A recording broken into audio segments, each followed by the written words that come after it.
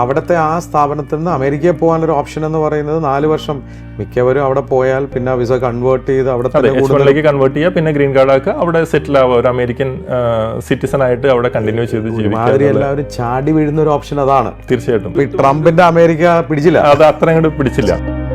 Great leap 3 രീതിയിലാണ് ഒരു ഓർഗനൈസേഷനെ ഹെൽപ്പ് ചെയ്യുക. 1 നോളജ് കൊടുക്കും, 2 ടെക്നോളജി കൊടുക്കും, 3 എക്സ്പെർട്ടീസ് കൊടുക്കും. നമ്മൾ പറയുമ്പോൾ റിക്രൂട്ട്മെന്റ് മുതൽ റിട്ടയർമെന്റ് വരെയുള്ള എല്ലാ ഏരിയയിലും നമുക്ക് സപ്പോർട്ട് കൊടുക്കാൻ പറ്റും. റിക്രൂട്ട്മെന്റ് മുതൽ പെർഫോമൻസ് മാനേജ്മെന്റ് വരെയുള്ള എല്ലാവിധ HR പ്രോസസ്സുകളും മാനേജ് ചെയ്യാനുള്ള സിസ്റ്റം നമ്മൾ ഓണായിട്ട് ഡെവലപ്പ് ചെയ്തിട്ടുണ്ട്. അപ്പോൾ നമ്മൾ പറയുന്നത് നമ്മുടെ സോഫ്റ്റ്വെയർ വെച്ചിട്ട് ഒറ്റ ക്ലിക്കിൽ സാലറി പ്രോസസ്സ് ചെയ്യാൻ പറ്റും.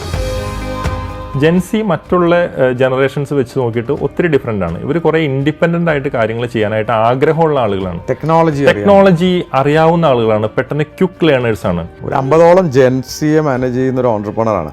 അതുകൊണ്ട് ഇത് കേട്ടുകൊണ്ടിരിക്കുന്ന നിരവധി സംരംഭകരുണ്ടെങ്കിൽ അവരെന്ത് മാറ്റങ്ങളാണ് വരുത്തേണ്ടത് ഇമ്മീഡിയറ്റ്ലി?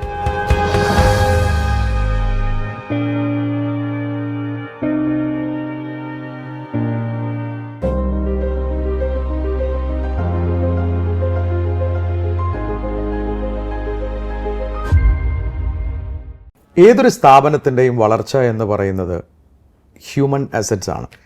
നല്ല ജീവനക്കാരുണ്ടാവണം, ആ ജീവനക്കാരെ നന്നായി ജോലിയെടുപ്പിക്കാൻ നമുക്കറിയണം, അവരെ പെർഫോമൻസ് ഇവാലുവേറ്റ് ചെയ്യാൻ അറിയണം. ഇന്ന് നമ്മൾ ഏറ്റവും ബുദ്ധിമുട്ടുന്ന ഒരു ഏരിയ അതുമാണ്. സംരംഭകർക്ക് ഞാൻ എന്താണ് പറയുന്നതെന്ന് മനസ്സിലാവുന്നുണ്ട്. ഹായ്, ഞാൻ Shameem Rafi, corporate trainer, business coach. സ്പാർക്കുള്ള ഒരു പുതിയ എഡിഷനിലേക്ക് സ്വാഗതം. ഇന്ന് ബിസിനസ്സുകൾ ഫേസ് ചെയ്യുന്ന ഏറ്റവും വലിയൊരു പ്രോബ്ലമാണ് നല്ല ആൾക്കാരെ കിട്ടുന്നില്ല, കിട്ടിയവരിട്ട് പണിയെടുക്കുന്നില്ല, ഇവരെ മെയിൻറ്റെയിൻ ചെയ്യാൻ പറ്റുന്നില്ല, ഇവരെ മോണിറ്റർ ചെയ്യാൻ പറ്റുന്നില്ല, ഇവാലുവേറ്റ് ചെയ്യാൻ പറ്റുന്നില്ല, പെട്ടെന്ന് റിസൈൻ ചെയ്തു പോകുന്നു. ഇത്തരം പ്രശ്നങ്ങൾ മനസ്സിലാക്കി ആ മേഖലയിൽ ഒരു സംരംഭം തുടങ്ങി വിജയിച്ച ഒരു സംരംഭകനാണ് ഹോട്ട് സീറ്റിൽ ഇന്ന് സ്പാർക്ക് വേദിയിലിരിക്കുന്നത്. എൻ്റെ സുഹൃത്തു കൂടിയായ ശ്രീ ബാബു ജോസ്. ബാബു, സ്വാഗതം സ്പാർക്കിലേക്ക്. Thank you sir. Thank you. താങ്കൾ എൻ്റെ ഈഗിൾ കോച്ചിങ്ങിൽ വരുന്ന സമയത്താണ് ഞാൻ താങ്കളെ പരിചയപ്പെട്ട്, അതിന് മുന്നേ എനിക്ക് തോന്നുന്നു വർഷങ്ങൾ മുമ്പ് പരിചയപ്പെട്ടിട്ടുണ്ടെങ്കിലും അടുത്തറിയുന്നത് അപ്പോഴാണ്. താങ്കൾ തുടങ്ങിയ സംരംഭത്തിൻ്റെ കഥ അറിയുന്നത് അപ്പോഴാണ്. നിരവധി പേർക്ക് താങ്കൾ വലിയൊരു സേവനമാണെന്ന് ചെയ്യുന്നത്. അതുകൊണ്ട് തന്നെ ഈ ഇൻ്റർവ്യൂ സംരംഭം തുടങ്ങാനിരിക്കുന്നവരും സംരംഭം നടത്തുന്നവർക്കും വലിയൊരു ആശ്വാസമായിരിക്കുമെന്ന് എനിക്ക് ഉറപ്പാണ്. തീർച്ചയായിട്ടും. ബാബുവിൻ്റെ നാട് എവിടെയാണ്? സാർ, എൻ്റെ നാട് കാലടിക്ക് അടുത്തുള്ള മാണിക്യമംഗലം എന്ന് പറഞ്ഞ ഒരു ഗ്രാമമാണ്. പഠിച്ചതൊക്കെ മാണിക്യമംഗലത്ത് തന്നെ, സ്കൂളിംഗ് മാണിക്യമംഗലത്ത് തന്നെ NSSൻ്റെ ഒരു സ്കൂളിലാണ് പഠിച്ചത്. അതിനുശേഷം കാലടിക്ക് അടുത്ത് തന്നെയുള്ള ശ്രീശങ്കര കോളേജിൽ പ്രീ ഡിഗ്രി കഴിഞ്ഞു, ഡിഗ്രി കഴിഞ്ഞു. ഡിഗ്രി എന്തായിരുന്നു? ഡിഗ്രി BCom ആയിരുന്നു. അതിനുശേഷം ബാംഗ്ലൂരിലാണ് MBA ചെയ്തത്. മാതാപിതാക്കൾ ആരെങ്കിലും ബിസിനസ്സിലോ എന്തെങ്കിലും ഉണ്ടോ? ഡാഡിക്ക് ചെറിയൊരു ബിസിനസ്സാണ്, ഒരു ഏത്തക്കായുടെ കച്ചവടം എന്ന് പറയും. തോട്ടങ്ങളൊക്കെ എടുത്തിട്ട് മാർക്കറ്റിലേക്ക് സപ്ലൈ ചെയ്യുന്ന ഒരു കർഷകൻ കൂടിയാണ്. ഒരു കർഷകൻ കൂടിയാണ്. കർഷകൻ പ്ലസ് ചെറിയൊരു ബിസിനസ് അതിൻ്റെ കൂടെ തന്നെ റൺ ചെയ്യുന്നു എന്നുള്ളതാണ്. മദർ ഹൗസ് വൈഫാണ് സാധാരണ. അപ്പോൾ പഠനം ഡിഗ്രി കഴിഞ്ഞ് ബാംഗ്ലൂർ. എന്തുകൊണ്ടാണ് ഈ ബാംഗ്ലൂർ എന്ന് വെച്ചാൽ അന്നൊരു ബാംഗ്ലൂർ ട്രെൻഡായിരുന്നു. എല്ലാവരും കുറേ പേരൊക്കെ എസ്പെഷ്യലി നേഴ്സിങ്ങിനൊക്കെ ബാംഗ്ലൂർക്ക് പോകുന്ന ഒരു ഇതായിരുന്നു. പിന്നെ കുറച്ച് നമ്മുടെ നാട്ടിൽ നിന്നൊക്കെ മാറി നിന്നിട്ട് ഒരു എക്സ്പോഷർ കിട്ടണം എന്നുള്ളൊരു ആഗ്രഹം അന്നുണ്ടായിരുന്നു. അപ്പം അങ്ങനെ ബാംഗ്ലൂരിലേക്ക് പോയി. പഠനമൊക്കെ എങ്ങനെ പോയി?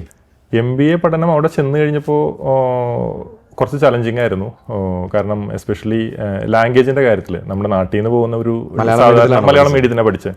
അപ്പോൾ ഒരു ഡിഗ്രിക്കാരന് എത്രത്തോളം ലാംഗ്വേജ് പ്രൊഫഷൻസി ഉണ്ടാവും എന്നുള്ളൊരു ചലഞ്ച് ബാംഗ്ലൂർ ചെന്ന് കഴിഞ്ഞപ്പോൾ ഉണ്ടായിരുന്നു. അത് കുറേ ഇഷ്യൂസ് അവിടെ ഇഷ്യൂസ് എന്ന് പറയാൻ പറ്റില്ല, ചലഞ്ചസ് ക്രിയേറ്റ് ചെയ്തു. പ്രസന്റേഷൻ ചെയ്യണം, നമ്മൾ കുറേ കൂടി പുറത്തേക്ക് വരണം. ഞാൻ ആക്ച്വലി ഒരു എന്താ പറയുക, ഒരു അംബിവേർഡ് കൈൻഡ് ഓഫ് ബിഹേവിയർ ആണ് എൻ്റെ. അപ്പോൾ അവിടെ ചെന്ന് കഴിഞ്ഞപ്പോൾ അത് കുറച്ചും കൂടി ഇൻട്രോവേർട്ടായി ആദ്യമേ. പിന്നീട് അതൊരു എക്സ്ട്രോവേർട്ട് ആവാനുള്ളൊരു വലിയ ശ്രമം അവിടെ നടത്തേണ്ടി വന്നു. പ്രസന്റേഷനൊക്കെ എടുക്കുന്ന പല വേദികളിലും എന്താ പറയുക, ഒന്നും പറയാൻ പറ്റാണ്ടൊക്കെ തിരിച്ച് ഇറങ്ങി പോന്നിട്ടുണ്ട്. വിറയലോട് കൂടി തിരിച്ചിറങ്ങി പോന്നിട്ടുണ്ട്. എന്താണ് അഭിപ്രായം എന്ന് ചോദിക്കുമ്പോൾ എനിക്ക് പ്രത്യേകിച്ച് അഭിപ്രായമൊന്നും ഇല്ല എന്ന് പറഞ്ഞിട്ട് ഇറങ്ങി പോന്നിട്ടുണ്ട്. പക്ഷെ പിന്നീട് ഒരു പോയിന്റിൽ മനസ്സിലാക്കി ഇതൊന്നും ഇല്ലാണ്ട് നമുക്ക് മുമ്പോട്ട് പോകാൻ പറ്റത്തില്ലെന്ന് മനസ്സിലാക്കി വളരെ കോൺഷ്യസ് ആയിട്ടുള്ള ഒരു എഫേർട്ട് കമ്മ്യൂണിക്കേഷൻ ബിൽഡ് ചെയ്യാനും. ഇംഗ്ലീഷ് പഠിക്കാനുള്ള ഒരു ഏറ്റവും സിമ്പിൾ ആയിട്ടുള്ള വഴി അന്ന് തോന്നിയത് എന്താണെന്ന് വെച്ചാൽ ഇംഗ്ലീഷ് പത്രം വായിക്കുക എന്നുള്ളതാണ്. അപ്പോൾ മലയാളം പത്രം നിർത്തിയിട്ട് അന്ന് റൂമിൽ വരുന്ന ഇംഗ്ലീഷ് പത്രമാക്കി. അന്ന് വായിച്ചാൽ ഒന്നും മനസ്സിലാവില്ലായിരുന്നു. പിന്നീട് അടുത്തുള്ള നേരെ ഓപ്പോസിറ്റ് താമസിക്കുന്ന ഒരു ചേട്ടൻ്റെ വീട്ടിൽ അവിടെ TV ഉണ്ടായിരുന്നു, അന്ന് കേബിൾ TV ഉണ്ടായിരുന്നു. അപ്പോൾ അതൊക്കെ അതിൻ്റെ ചാവിയൊക്കെ വാങ്ങി വെച്ചിട്ട് BBC പോലെയുള്ള ചാനൽസൊക്കെ ഒന്ന് കണ്ട് കുറച്ചും കൂടി എങ്ങനെ ഇംഗ്ലീഷ് കേട്ടാൽ മനസ്സിലാവുമോ എന്നുള്ളതൊക്കെയായി. നമുക്കിത് എങ്ങനെയെങ്കിലും പഠിച്ചല്ലേ എങ്ങനെയും പഠിച്ചേ പറ്റത്തുള്ളൂ. കാരണം ഒരു ജോലി കിട്ടിയിട്ട് വേണം നാട്ടിലേക്ക് തിരിച്ചു വരാൻ, അല്ലെങ്കിൽ അവിടെ തന്നെ ജോലി കിട്ടണം കോഴ്സ് കഴിയുമ്പോൾ തന്നെ. പിടിച്ചു നിൽക്കണമല്ലോ, പിടിച്ച് നിൽക്കണം. അതെ അതെ, അങ്ങനെ ഒരു മോഹമൊക്കെ ആയിട്ടാണ്, അല്ലെങ്കിൽ അങ്ങനെ ഒരു സിറ്റുവേഷനിലാണ് നമ്മൾ ബാംഗ്ലൂരിലേക്ക്. ആ പരിശ്രമത്തിന് എന്തെങ്കിലും ഗുണം ഉണ്ടായോ? തീർച്ചയായിട്ടും. പിന്നെ നമ്മൾ കോളേജിലൊക്കെ ഈ പ്രസന്റേഷൻസ് ചോദിച്ചു വായിക്കാൻ തുടങ്ങി. അപ്പോഴും കുറേ നാണംകെടലൊക്കെ ഉണ്ടായെങ്കിലും പക്ഷേ പതുക്കെ കറക്റ്റായിട്ടൊരു ട്രാക്കിലേക്ക് പതുക്കെ നമ്മൾ എത്തി. ഒരു ഫൈനൽ സെയിമൊക്കെ ആയി നമ്മൾ പ്ലേസ്മെന്റ് ഇതൊക്കെ ആവണ സമയത്ത് വന്നു കഴിഞ്ഞപ്പോൾ പ്ലേസ്മെന്റ് ഡ്രൈവിലൊക്കെ ഏറ്റവും അവസാനത്തിലെത്തുന്ന ഒരു മലയാളി എന്നുള്ള ഒരു പേര് നമുക്കന്ന് ഉണ്ടായിരുന്നു. അധ്വാനിച്ചതിന് ഒരു ഗുണം ഉണ്ടായിരുന്നു. അതിനുശേഷം ക്ലാസ്സൊക്കെ കഴിഞ്ഞ് ഇറങ്ങി, എനിക്ക് തോന്നുന്നു കോഴ്സ് കഴിഞ്ഞ് ഇറങ്ങിയിട്ട് അതിൻ്റെ റിസൾട്ട് വരുന്നതിൻ്റെ പിറ്റേ ദിവസം നമ്മൾ നോക്കുന്ന സമയത്ത് അന്ന് എൻ്റെ കയ്യിൽ ഒരു ഓഫർ ഉണ്ടായിരുന്നു ആക്സെഞ്ചറിയിൽ നിന്ന്. പിന്നീട് അടുപ്പിച്ച് ഒരു 4 ഓഫറോളം നമുക്ക് സെക്യൂർ ചെയ്യാൻ പറ്റി. ആക്സെഞ്ചറിയിൽ നിന്നാണ് ഫസ്റ്റ് ഓഫർ വന്നത്. പിന്നീട് IBM നിന്ന് വന്നു, റോയിറ്റേഴ്സിൽ നിന്ന് വന്നു, തോംസണിൽ നിന്ന് വന്നു. അന്ന് തോംസണും റോയിറ്റേഴ്സും 2 കമ്പനിയാണ്. അങ്ങനെ അവസാനം ഞാൻ റോയിറ്റേഴ്സിലാണ് എൻ്റെ കരിയർ സ്റ്റാർട്ട് ചെയ്യുന്നത്. റോയിറ്റേഴ്സിലെ ജോലി എങ്ങനെ ഉണ്ടായിരുന്നു? റോയിറ്റേഴ്സിലെ ജോലി വളരെ നന്നായിട്ട് പോയി. ഇനിഷ്യലി ഹൈലി പ്രഷറൈസിങ് ആയിട്ടുള്ള ജോലിയായിരുന്നു. ഇന്ന് നമ്മൾ കാണുന്ന പല വലിയ കമ്പനികളുടെയും ബാലൻസ് ഷീറ്റും P&L ഒക്കെ ഒരു അനലൈസ് ചെയ്യാനുള്ള ഒരു അവസരം ഉണ്ടായിട്ടുണ്ട്. ഗൂഗിൾ ആയാലും ആപ്പിൾ ആയാലും അവർ ഫയൽ ചെയ്ത് ഇത്ര സമയത്തിനുള്ളിൽ നമ്മൾ അതിൻ്റെ അനാലിസിസ് റിപ്പോർട്ട് റോയിറ്റേഴ്സിൻ്റെ പ്രോഡക്റ്റിൽ അവൈലബിൾ ആക്കണം എന്നുള്ളത് ഒരു വളരെ ചലഞ്ചിങ് ആയിട്ടുള്ള ഇതായിരുന്നു. ഒരു ദിവസം തന്നെ ചിലപ്പോൾ 2-3 ഡെഡ് ലൈൻ ചിലപ്പോൾ നമ്മൾ ഫേസ് ചെയ്യേണ്ടി വരും. അങ്ങനെ ഒരു 2 വർഷം ഹൈലി ലേണിംഗ് ആയിട്ടുള്ള ഒരു സാധാരണ ഒരു പഠിത്തം കഴിഞ്ഞിറങ്ങുന്ന ഒരാൾ MNC ആണ് ഓട്ടോമാറ്റിക്കലി. അതെ, കട്ടപ്പണി തന്നെയാണ് ഇതിനകത്ത്. 12-14 മണിക്കൂറുകളൊക്കെ നമ്മൾ ഒരു ദിവസം തന്നെ 4-5 ഡെഡ് ലൈൻ ഫേസ് ചെയ്തിട്ട് നമ്മൾ വർക്ക് ചെയ്തിട്ടുണ്ട്. 2 വർഷത്തോളം അങ്ങനെ കണ്ടിന്യൂസ്ലി അവിടെ വർക്ക് ചെയ്തു. അതിനുശേഷം ജെൻപാക്ട് എന്ന് പറഞ്ഞിട്ടുള്ള ഒരു കമ്പനിയിലേക്ക്, അമേരിക്കൻ ബേസ്ഡ് ആയിട്ടുള്ള GEയുടെ ഒരു സബ്സിഡിയറി കമ്പനിയാണ് ജെൻപാക്ട്. അതിൻ്റെ അനാലിറ്റിക്സ് ഡിവിഷനിലേക്ക് ഒരു ഓഫർ വന്നു. അപ്പോൾ ഇപ്പോഴാണ് നമ്മൾ അനാലിറ്റിക്സ് എന്നൊക്കെ നമ്മളിവിടെ പറയുന്നത്. പക്ഷേ ഏകദേശം 2007-8 സമയത്ത് തന്നെ അനാലിറ്റിക്സ് ഇൻട്രൊഡ്യൂസ് ചെയ്ത ആക്ച്വലി ജെൻപാക്ട് ആണ് ഇന്ത്യൻ മാർക്കറ്റിൽ. അപ്പോൾ അവിടെ ആ ടീമിൻ്റെ പാർട്ടാവാനായിട്ട് പറ്റി. അവിടെ ഒരു 3 വർഷത്തിൽ കൂടുതൽ അവിടെ വർക്ക് ചെയ്തു. പിന്നീട് അതിനുശേഷം ജെൻപാക്റ്റിൽ വർക്ക് ചെയ്യുന്ന സമയത്ത് ഇൻ ബിറ്റ്വീൻ ഞാനൊരു 2 തവണ US ട്രാവൽ ചെയ്തിട്ടുണ്ടായിരുന്നു. ഒരു 6 മാസത്തോളം അവിടെ 2 തവണയായിട്ട് വർക്ക് ചെയ്തു. അതിനുശേഷം ജെൻപാക്റ്റിൽ നിന്ന് 3 വർഷമായ സമയത്താണ് ഒരു വഴിത്തിരിവ് ഉണ്ടാകുന്നത്. വഴിത്തിരിവെന്ന് വെച്ചിട്ടുണ്ടെങ്കിൽ ബേസിക്കലി നമുക്ക് ജെൻപാക്റ്റിൽ നിന്ന് തന്നെ ഒരു ഓഫർ ഉണ്ടായിരുന്നു US ട്രാവൽ ചെയ്യുക. അവിടെ ഒരു L1 വിസയിൽ അവിടെ നെക്സ്റ്റ് 4 ഇയേഴ്സ് അവിടെ സെറ്റിൽ ആവുക. അറ്റ് ദ സെയിം ടൈം എനിക്ക് കേരളത്തിൽ നിന്ന് ഒരു ഓഫർ വന്നു. ഇൻഡസ് ടവേഴ്സ് എന്ന് പറഞ്ഞിട്ട് ഐഡിയ എയർടെൽ വോഡഫോണിന്റെ ജോയിന്റ് വെഞ്ചർ. നമ്മൾ ആദ്യമായിട്ട് അവിടെ വെച്ചിട്ടാണ്. അതെ, അവിടെ വെച്ചിട്ടാണ് നമ്മൾ ആദ്യമായിട്ട് കാണുന്നത്. അതെ അതെ, തീർച്ചയായിട്ടും. അപ്പോൾ താങ്കള് അവിടുത്തെ ആ സ്ഥാപനത്തിൽ നിന്ന് അമേരിക്കയിൽ പോകാനൊരു ഓപ്ഷൻ എന്ന് പറയുന്നത് 4 വർഷം മിക്കവരും അവിടെ പോയാൽ പിന്നെ വിസ കൺവേർട്ട് ചെയ്ത് അവിടെ H1ലേക്ക് കൺവേർട്ട് ചെയ്യുക, പിന്നെ ഗ്രീൻ കാർഡ് ആക്കുക, അവിടെ സെറ്റിൽ ആവുക, ഒരു അമേരിക്കൻ സിറ്റിസൺ ആയിട്ട് അവിടെ കണ്ടിന്യൂ ചെയ്ത് ജീവിക്കുക. എല്ലാവരും ചാടി വീഴുന്ന ഒരു ഓപ്ഷൻ അതാണ്. തീർച്ചയായിട്ടും. എന്ത് തീരുമാനിച്ചു? ഒന്ന്, ഞാൻ അവിടെ പോയി നേരത്തെ തന്നെ പോയി അമേരിക്കൻ ലൈഫ് കണ്ടിട്ടുണ്ട്. അപ്പോൾ അങ്ങനെ ഒരു എക്സ്പോഷർ കിട്ടിയിട്ടുള്ളത് കൊണ്ടും പിന്നെ നാടിനോടുള്ളൊരു വലിയൊരു ഇഷ്ടവും സ്നേഹവും, നമ്മളിപ്പോൾ സിനിമയിലൊക്കെ പറയുന്ന പോലെ നാടിന്റെ ഹരിതാഭയും പച്ചപ്പും ഒക്കെ കൂടുതൽ ഇഷ്ടപ്പെടുന്ന ഒരാളായതുകൊണ്ട് അത് വിട്ടുപോകാനൊരു അമേരിക്ക പിടിച്ചില്ല, അത് അത്ര അങ്ങോട്ട് പിടിച്ചില്ല. അതിനകത്ത് ഇഷ്ടപ്പെട്ടു. അവിടെ നമ്മൾ പോയി ഇടയ്ക്കൊക്കെ ട്രാവൽ ചെയ്യാൻ പറ്റുന്ന ഒരു സ്ഥലമാണ്. ഹൈലി ഡെവലപ്ഡ് ആയിട്ടുള്ള സ്ഥലമാണ്. നമ്മുടെ നാടിനെ അപേക്ഷിച്ച് മിനിമം ഒരു 10-30 കൊല്ലം മുമ്പിലുള്ള ഒരു രാജ്യമാണ് നമ്മൾ ഏത് സമയത്ത് പോയാലും. അപ്പോൾ പക്ഷേ എനിക്ക് തോന്നിയിട്ടുള്ളത് നമ്മുടെ നാട്ടിലാണ് നമ്മൾ ഉണ്ടാവേണ്ടത്. ഇവിടുത്തെ പ്രോബ്ലംസ് സോൾവ് ചെയ്യാനായിട്ടാണ് നമ്മൾ കൂടുതൽ നമ്മുടെ നാട്ടിൽ എന്തെങ്കിലും ജീവിക്കാനാണ്. അവിടെ പോയിട്ട് അവിടെ കോൺട്രിബ്യൂട്ട് ചെയ്യണേക്കാൻ കുറച്ചുകൂടി നല്ലത് നമ്മുടെ നാട്ടിൽ കോൺട്രിബ്യൂട്ട് ചെയ്ത് നന്നായിട്ട് മുമ്പോട്ട് പോകാന്നുള്ളത്. തിരിച്ചപ്പോൾ അങ്ങനെ കേരളത്തിൽ നിന്നുള്ള ഒരു ഓഫർ അക്സെപ്റ്റ് ചെയ്തിട്ട് ഇൻഡസ് ടവേഴ്സിൽ ഇവിടെ വലിയ സ്ഥാപനമാണ്. അതെ, ഇന്ത്യയിലെ തന്നെ, ഇന്ത്യയിലല്ല, വേൾഡിലെ തന്നെ ലാർജസ്റ്റ് ടെലികോം ടവർ കമ്പനിയാണ്. എൻ്റെ ഓർമ്മ ശരിയാണ്, ഞാൻ അവർക്ക് ട്രെയിനിങ് ചെയ്യാൻ വന്നപ്പോൾ ഐഡിയ, വോഡഫോണും എയർടെലും അടക്കം എല്ലാവരുടെയും ടവറുകൾ മാനേജ് ചെയ്യുന്നത് അങ്ങനെയാണ് ഈ കമ്പനി ഫോംഡ് ആവുന്നത്. ഒരു ടെലികോം റെവല്യൂഷൻ ഉണ്ടാവുന്ന സമയത്ത് ടവർ അസറ്റ് എല്ലാം കൂട്ടി വെച്ചിട്ടാണ് ഇൻഡസ് ടവേഴ്സ് എന്ന് പറഞ്ഞ കമ്പനി ഫോം ചെയ്തു വരുന്നത്. അവിടെ 5 കൊല്ലം ഉണ്ടായിരുന്നു. അവിടെ എന്തായിരുന്നു ജോലി? അവിടെ ഇനിഷ്യലി ചെയ്തൊരു കാര്യം വെച്ചിട്ടുണ്ടെങ്കിൽ അവിടുത്തെ എൻ്റെ CEO ഓഫീസ് മാനേജ് ചെയ്യുക, അതിൻ്റെ ബിസിനസ് മാനേജറായിരുന്നു. അപ്പോൾ എല്ലാ ഡിപ്പാർട്ട്മെൻറ്റുകളായിട്ടും കോർഡിനേറ്റ് ചെയ്യുക കാര്യങ്ങൾ, CEOന് വേണ്ട അനാലിസിസും റിപ്പോർട്ട്സ് ഒക്കെ പ്രിപ്പയർ ചെയ്യുക, പ്രൊജക്ട്സിൽ പാർട്ടിസിപ്പേറ്റ് ചെയ്യുക, എല്ലാ ടൈപ്പ് ഡിസിഷൻ മേക്കിംഗ് മീറ്റിങ്ങിലും പാർട്ടിസിപ്പേറ്റ് ചെയ്യുക. അതിനകത്ത് പ്രൊജക്ട്സ് പുഷ് ചെയ്യുക, കൃത്യമായിട്ട് കാര്യങ്ങൾ ട്രാക്ക് ചെയ്യുക എന്നുള്ള രീതിയിലുള്ള കാര്യങ്ങളായിരുന്നു. അതിൽ മാർക്കറ്റിംഗും പീപ്പിൾ മാനേജ്മെന്റും ഒക്കെ വരുമായിരുന്നു. ഇൻഡസ് ടവേഴ്സിന് മാർക്കറ്റിംഗ് അത്ര കുറവായിരുന്നു, കാരണം അത് ആവശ്യമില്ലാത്തൊരു കമ്പനിയാണ്. HR ആയാലും ഫിനാൻസ് ആയാലും ഓപ്പറേഷൻസ് ആയാലും അതിന് പകരമായിട്ട് അവിടെ സൈറ്റ് അക്വിസിഷൻ എന്ന് പറഞ്ഞിട്ടൊരു ഇതുണ്ട്. അവിടെയാണ് നമുക്ക് ഒരുപക്ഷെ ഒരു മാർക്കറ്റിങ്ങിൻ്റെ ഒരു സ്വഭാവമുള്ള കുറേ കാര്യങ്ങളൊക്കെ ഉള്ളത്. അപ്പോൾ അങ്ങനെ ഒരു ഏകദേശം 9ഓളം ഡിപ്പാർട്ട്മെന്റ്സ് ഉണ്ട്. ഈ 9ഓളം ഡിപ്പാർട്ട്മെന്റ്സ് കോർഡിനേറ്റ് ചെയ്ത് വർക്ക് ചെയ്യിപ്പിക്കുക എന്നുള്ളതായിരുന്നു. അതൊരു വലിയ ചലഞ്ച് തന്നെയായിരുന്നു, കാരണം നമ്മളെക്കാൾ ഒത്തിരി സീനിയർ ആയിട്ടുള്ള ആളുകളാണ് അതിന്റെ ഹെഡ് ഓഫ് ദി ഡിപ്പാർട്ട്മെന്റ് ആയിട്ടിരിക്കുന്നത്. 500ഓളം കോടി ടേൺ ഓവർ, അതായത് കേരളത്തിൽ മാത്രം 500ഓളം കോടി ടേൺ ഓവർ ഉള്ള ഒരു കമ്പനിയാണ്. അപ്പോൾ ആ ഒരു CEO ഓഫീസ് മാനേജ് ചെയ്യാന്ന് പറയുമ്പോൾ ഒരു 200+ വെൻഡേഴ്സ് ഉണ്ട്. മേജറായിട്ട് 3 കസ്റ്റമേഴ്സ് ആണുള്ളത്. ഐഡിയ, എയർടെൽ, വോഡഫോൺ ആണ്. പിന്നെ അന്നുള്ള മറ്റുള്ള ടെലികോം കമ്പനീസ് എല്ലാം തന്നെ നമ്മുടെ കസ്റ്റമേഴ്സ് ആണ്. അതായത് BSNL ആയാലും, അന്ന് എത്തിസലാത്ത് ഉണ്ടായിരുന്നു, യൂണിനോർ ഉണ്ടായിരുന്നു, MTS ഉണ്ടായിരുന്നു. അപ്പോൾ മൊത്തത്തിൽ ഈ ഒരു സിസ്റ്റത്തെ കേരള ടെലികോം സിസ്റ്റം കൈകാര്യം ചെയ്യുന്ന ഒരു വലിയൊരു കമ്പനിയാണ്. അവിടെ നിന്നൊക്കെയാണ് ഒരു സംരംഭക മോഹം പതുക്കെ. അതെ അതെ അതെ അതെ. അതായത് നമ്മളൊരു 5 കൊല്ലത്തോളം അവിടെ വർക്ക് ചെയ്യുന്ന സമയത്ത് എപ്പോഴോ ഒരു ചിന്ത മനസ്സിൽ വന്നു, ഇനിയിപ്പോൾ ഒരു ജോലി മാറണ്ട, ഇനിയിപ്പോൾ എന്തെങ്കിലും ഇവിടുന്ന് മാറുന്നുണ്ടെങ്കിൽ നമുക്കിനി ഒരു സംരംഭം തുടങ്ങിയിട്ട് മാറാം എന്നുള്ളത്. അതിനകത്ത് ഒരു കാര്യമുള്ളത്, ഇനി ഇൻഡസ് ടവേഴ്സിൽ വർക്ക് ചെയ്യുന്ന സമയത്ത് തന്നെ ഞാനവിടെ അധികം ലീവ് എടുത്തിട്ടില്ല. ഈവൻ കല്യാണത്തിന് പോലും നമ്മൾ ഒരാഴ്ച മാത്രമാണ് അവിടെ നിന്ന് ലീവ് എടുത്ത് മാറി നിന്നിട്ടില്ല. ആ കൾച്ചർ അത്രയ്ക്ക് നല്ലതായിരുന്നു. അപ്പോൾ അതിന് അവിടെ നിന്ന് മാറി ഒരു പുതിയ സ്ഥലത്ത് പോകേണ്ട ഒരു ആവശ്യം നമുക്ക് ഫീൽ ചെയ്തിട്ടില്ല. പക്ഷേ സ്വന്തമായിട്ട് എന്തെങ്കിലും ചെയ്യണമെന്നുള്ളൊരു ആഗ്രഹം വന്നിട്ടുണ്ടായിരുന്നു. അങ്ങനെയാണ് 5 വർഷം കഴിഞ്ഞപ്പോൾ ഏകദേശം അവിടെ നിന്ന് ഇറങ്ങിയിട്ട് സ്വന്തമായിട്ട് എന്തെങ്കിലും ചെയ്യാം, അപ്പോൾ ഒരു മേഖല കണ്ടുപിടിക്കണം. അപ്പോൾ അന്ന് നമ്മുടെ മനസ്സിൽ വന്നൊരു കാര്യം ഓട്ടോമാറ്റിക്കലി പേറോൾ മാനേജ്മെന്റും, അല്ലെങ്കിൽ ആ രീതിയിൽ കുറച്ച് ഇൻഡസ് ടവേഴ്സിൻ്റെ തന്നെ കുറേ വെൻഡേഴ്സ് ഉണ്ട്, അവിടെ അവർ സ്ട്രഗിൾ ചെയ്യണ കണ്ടിട്ടുണ്ട്. പേറോൾ മാനേജ്മെന്റ് അങ്ങനെയാണ് ഒരു സാധ്യത കണ്ടത്. അതെ പേറോൾ മാനേജ്മെന്റും ലേബർ ലോ കംപ്ലയൻസും അങ്ങനെ ഒരു ക്ലബ് ചെയ്തിട്ട് ഒരു ഇതായിട്ട് വേണമെങ്കിൽ നമുക്ക് പറയാം. ഫോർ എക്സാമ്പിൾ, ഒരു സ്ഥാപനത്തിന്റെ എല്ലാ മാസവും നടക്കേണ്ട ഒരു പ്രോസസ്സാണ് അവിടുത്തെ സാലറി പ്രോസസ് ചെയ്ത് കൊടുക്കുക എന്നുള്ളത്. അപ്പോൾ അതിന് വേണ്ടിയിട്ട് ഓർഗനൈസേഷനെ ഹെൽപ്പ് ചെയ്യുക. അപ്പോൾ കറക്റ്റ് സമയത്ത് എല്ലാവർക്കും സാലറി കിട്ടും. അതിനുശേഷം അവിടെ നിന്നുള്ള അവരുടെ ബെനിഫിറ്റ്സ്, ESI, PF അതിൻ്റെ ബെനിഫിറ്റ്സ് മാനേജ് ചെയ്ത് കൊടുക്കുക. ടാക്സിൻ്റെ കാര്യങ്ങൾ അവരെ സപ്പോർട്ട് ചെയ്ത് കൊടുക്കുക. അപ്പോൾ ഒരു SME സെഗ്മെന്റിലുള്ള ഒരു കമ്പനിക്ക് ഇതിന്റെ ഫുൾ എക്സ്പേർട്ടീസ് ഉണ്ടാവണമെന്ന് നിർബന്ധമില്ല. സ്മോൾ ആൻഡ് മീഡിയം അതെ, ചെറിയ ആൾക്കാർക്ക് എക്സ്പോഷർ ഉണ്ടാവില്ല. അവർ പലപ്പോഴും ഫൈനും പെനാൽറ്റി ഒക്കെ അടിച്ച് അങ്ങനെ തള്ളി പോകുന്ന ഒരു ഇതായിരിക്കും. അങ്ങനെ ഒരു സാധ്യത താങ്കൾ കണ്ടു. അതിന്റെ തുടക്കം എങ്ങനെയായിരുന്നു? അതിന്റെ തുടക്കം അവിടെ തന്നെ എൻ്റെ കൂടെ തന്നെ വർക്ക് ചെയ്തിട്ടുള്ള ഒരാളുടെ കൂടെയായിരുന്നു. ഞങ്ങൾ രണ്ടുപേരും കൂടി ഒരുമിച്ചാണ് ഒരു സ്ഥാപനം കൊച്ചി ബേസ്ഡ് ആയിട്ട് തന്നെ സ്റ്റാർട്ട് ചെയ്തു. അവിടെ നിന്ന് 2015 തൊട്ട് അതിന് പതുക്കെ ഒരു വളർച്ചയുണ്ടായി. ഏകദേശം 2019 വരെ അത് വളരെ ഭംഗിയായിട്ട് തന്നെ പോയി. 19 അന്ന് ഏകദേശം ഒരു 20-25ഓളം എംപ്ലോയീസ് നമുക്ക് 2019 വരെ. സെല് ചെയ്യാൻ എളുപ്പമായിരുന്നു ഓർഗനൈസേഷൻസ് ഒക്കെ? സെല് ചെയ്യാൻ നമ്മൾ ഉദ്ദേശിച്ച അത്ര എളുപ്പമായിരുന്നില്ല. നമ്മൾ ബിസിനസ്സിനകത്തേക്ക് ഇറങ്ങി കഴിഞ്ഞതിന് ശേഷമാണ് അതിന്റെ ഒരു റിയാലിറ്റി. കാലഘട്ടത്തിൽ അത്ര എല്ലാവരും വലിയ കോർപ്പറേറ്റുകളൊക്കെയാണ് ഇങ്ങനെ ഒരു ചെയ്യുന്നത്. അവിടെയാണ് നമ്മൾ SMEയിൽ ഇങ്ങനെ ഒരു കാര്യം ഇൻട്രൊഡ്യൂസ് ചെയ്യുന്നത്. അപ്പോൾ സെല്ലിയ അവരെ എഡ്യൂക്കേറ്റ് ചെയ്ത് എടുക്കുക എന്ന് പറഞ്ഞാൽ കുറച്ച് ഇനിഷ്യലി ബുദ്ധിമുട്ടായിരുന്നു. പക്ഷേ കുറച്ചുകൂടെ ആൾക്കാർക്ക് മനസ്സിലാവും. അതെ. പക്ഷെ പിന്നീട് നമ്മൾ കൊടുക്കുന്ന സർവീസ് വളരെ നല്ലതായതുകൊണ്ട് ഈ ക്ലയന്റ് റെഫറലിലൂടെയാണ് നമ്മൾ അന്ന് ആ സമയത്തൊക്കെ കൂടുതലും വളർന്നത്. 2019 വരെ അങ്ങനെ പോയി എന്ന് പറയുമ്പോൾ എന്തോ ഒരു സ്പാർക്ക്, ഒരു വഴിത്തിരിവുണ്ടായി. അവിടെ ഒരു ചേഞ്ച് വരുന്നു, ഒരു ഇതുണ്ടാവുന്നു. നമ്മൾ ഒരു പാർട്ട്ണർഷിപ്പിലായിരുന്നു അത് പോയിക്കൊണ്ടിരുന്നത്.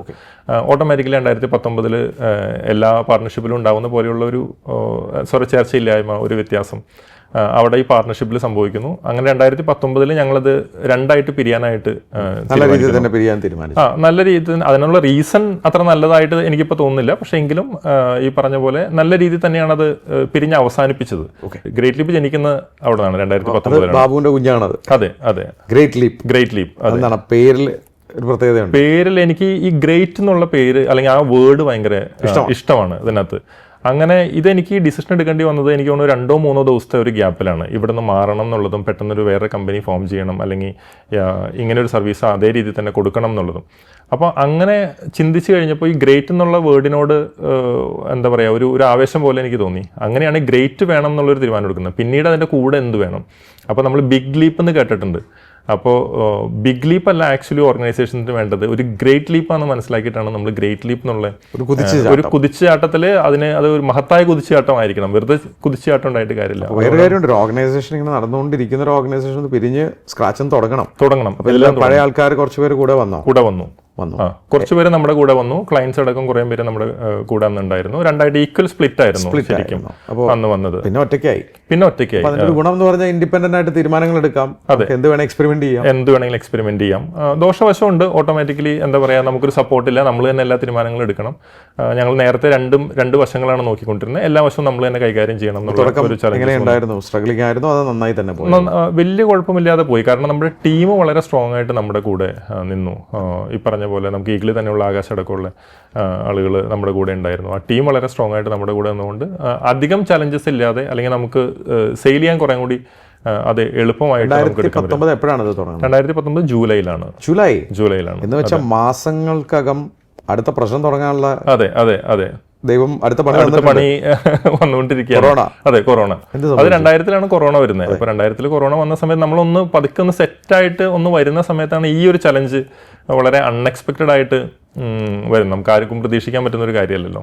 അപ്പം അങ്ങനെ വരുന്ന സമയത്ത് പെട്ടെന്ന് തന്നെ ഓഫീസ് ക്ലോസ് ഡൗൺ ചെയ്യേണ്ട ഒരു സിറ്റുവേഷൻ വരുന്നു. നമ്മൾ പക്ഷേ ചെയ്തൊരു കാര്യം എന്താണെന്ന് വെച്ചിട്ടുണ്ടെങ്കിൽ ക്ലയൻസിൻ്റെ വർക്കിനെ ഒരിക്കലും ബാധിക്കരുത്, അവരുടെ എംപ്ലോയീസിൻ്റെ സാലറി പ്രോസസ്സിങ്ങോ കാര്യങ്ങളോ ബാധിക്കരുതെന്നുള്ളതിനകത്ത് ഇമ്മീഡിയറ്റ്ലി എൻ്റയർ സിസ്റ്റംസ് എല്ലാം വീട്ടിലേക്ക് ഷിഫ്റ്റ് ചെയ്തിട്ട് വീടുകളിൽ നിന്നുള്ള വർക്കിംഗ് അവിടെ സ്റ്റാർട്ട് ചെയ്തു. വർക്ക് ഫ്രം ഹോം വളരെ പെട്ടെന്ന് നമുക്ക് ഇംപ്ലിമെന്റ് ചെയ്യാൻ പറ്റി. അന്ന് വർക്ക് ഫ്രം ഹോം ഒന്നും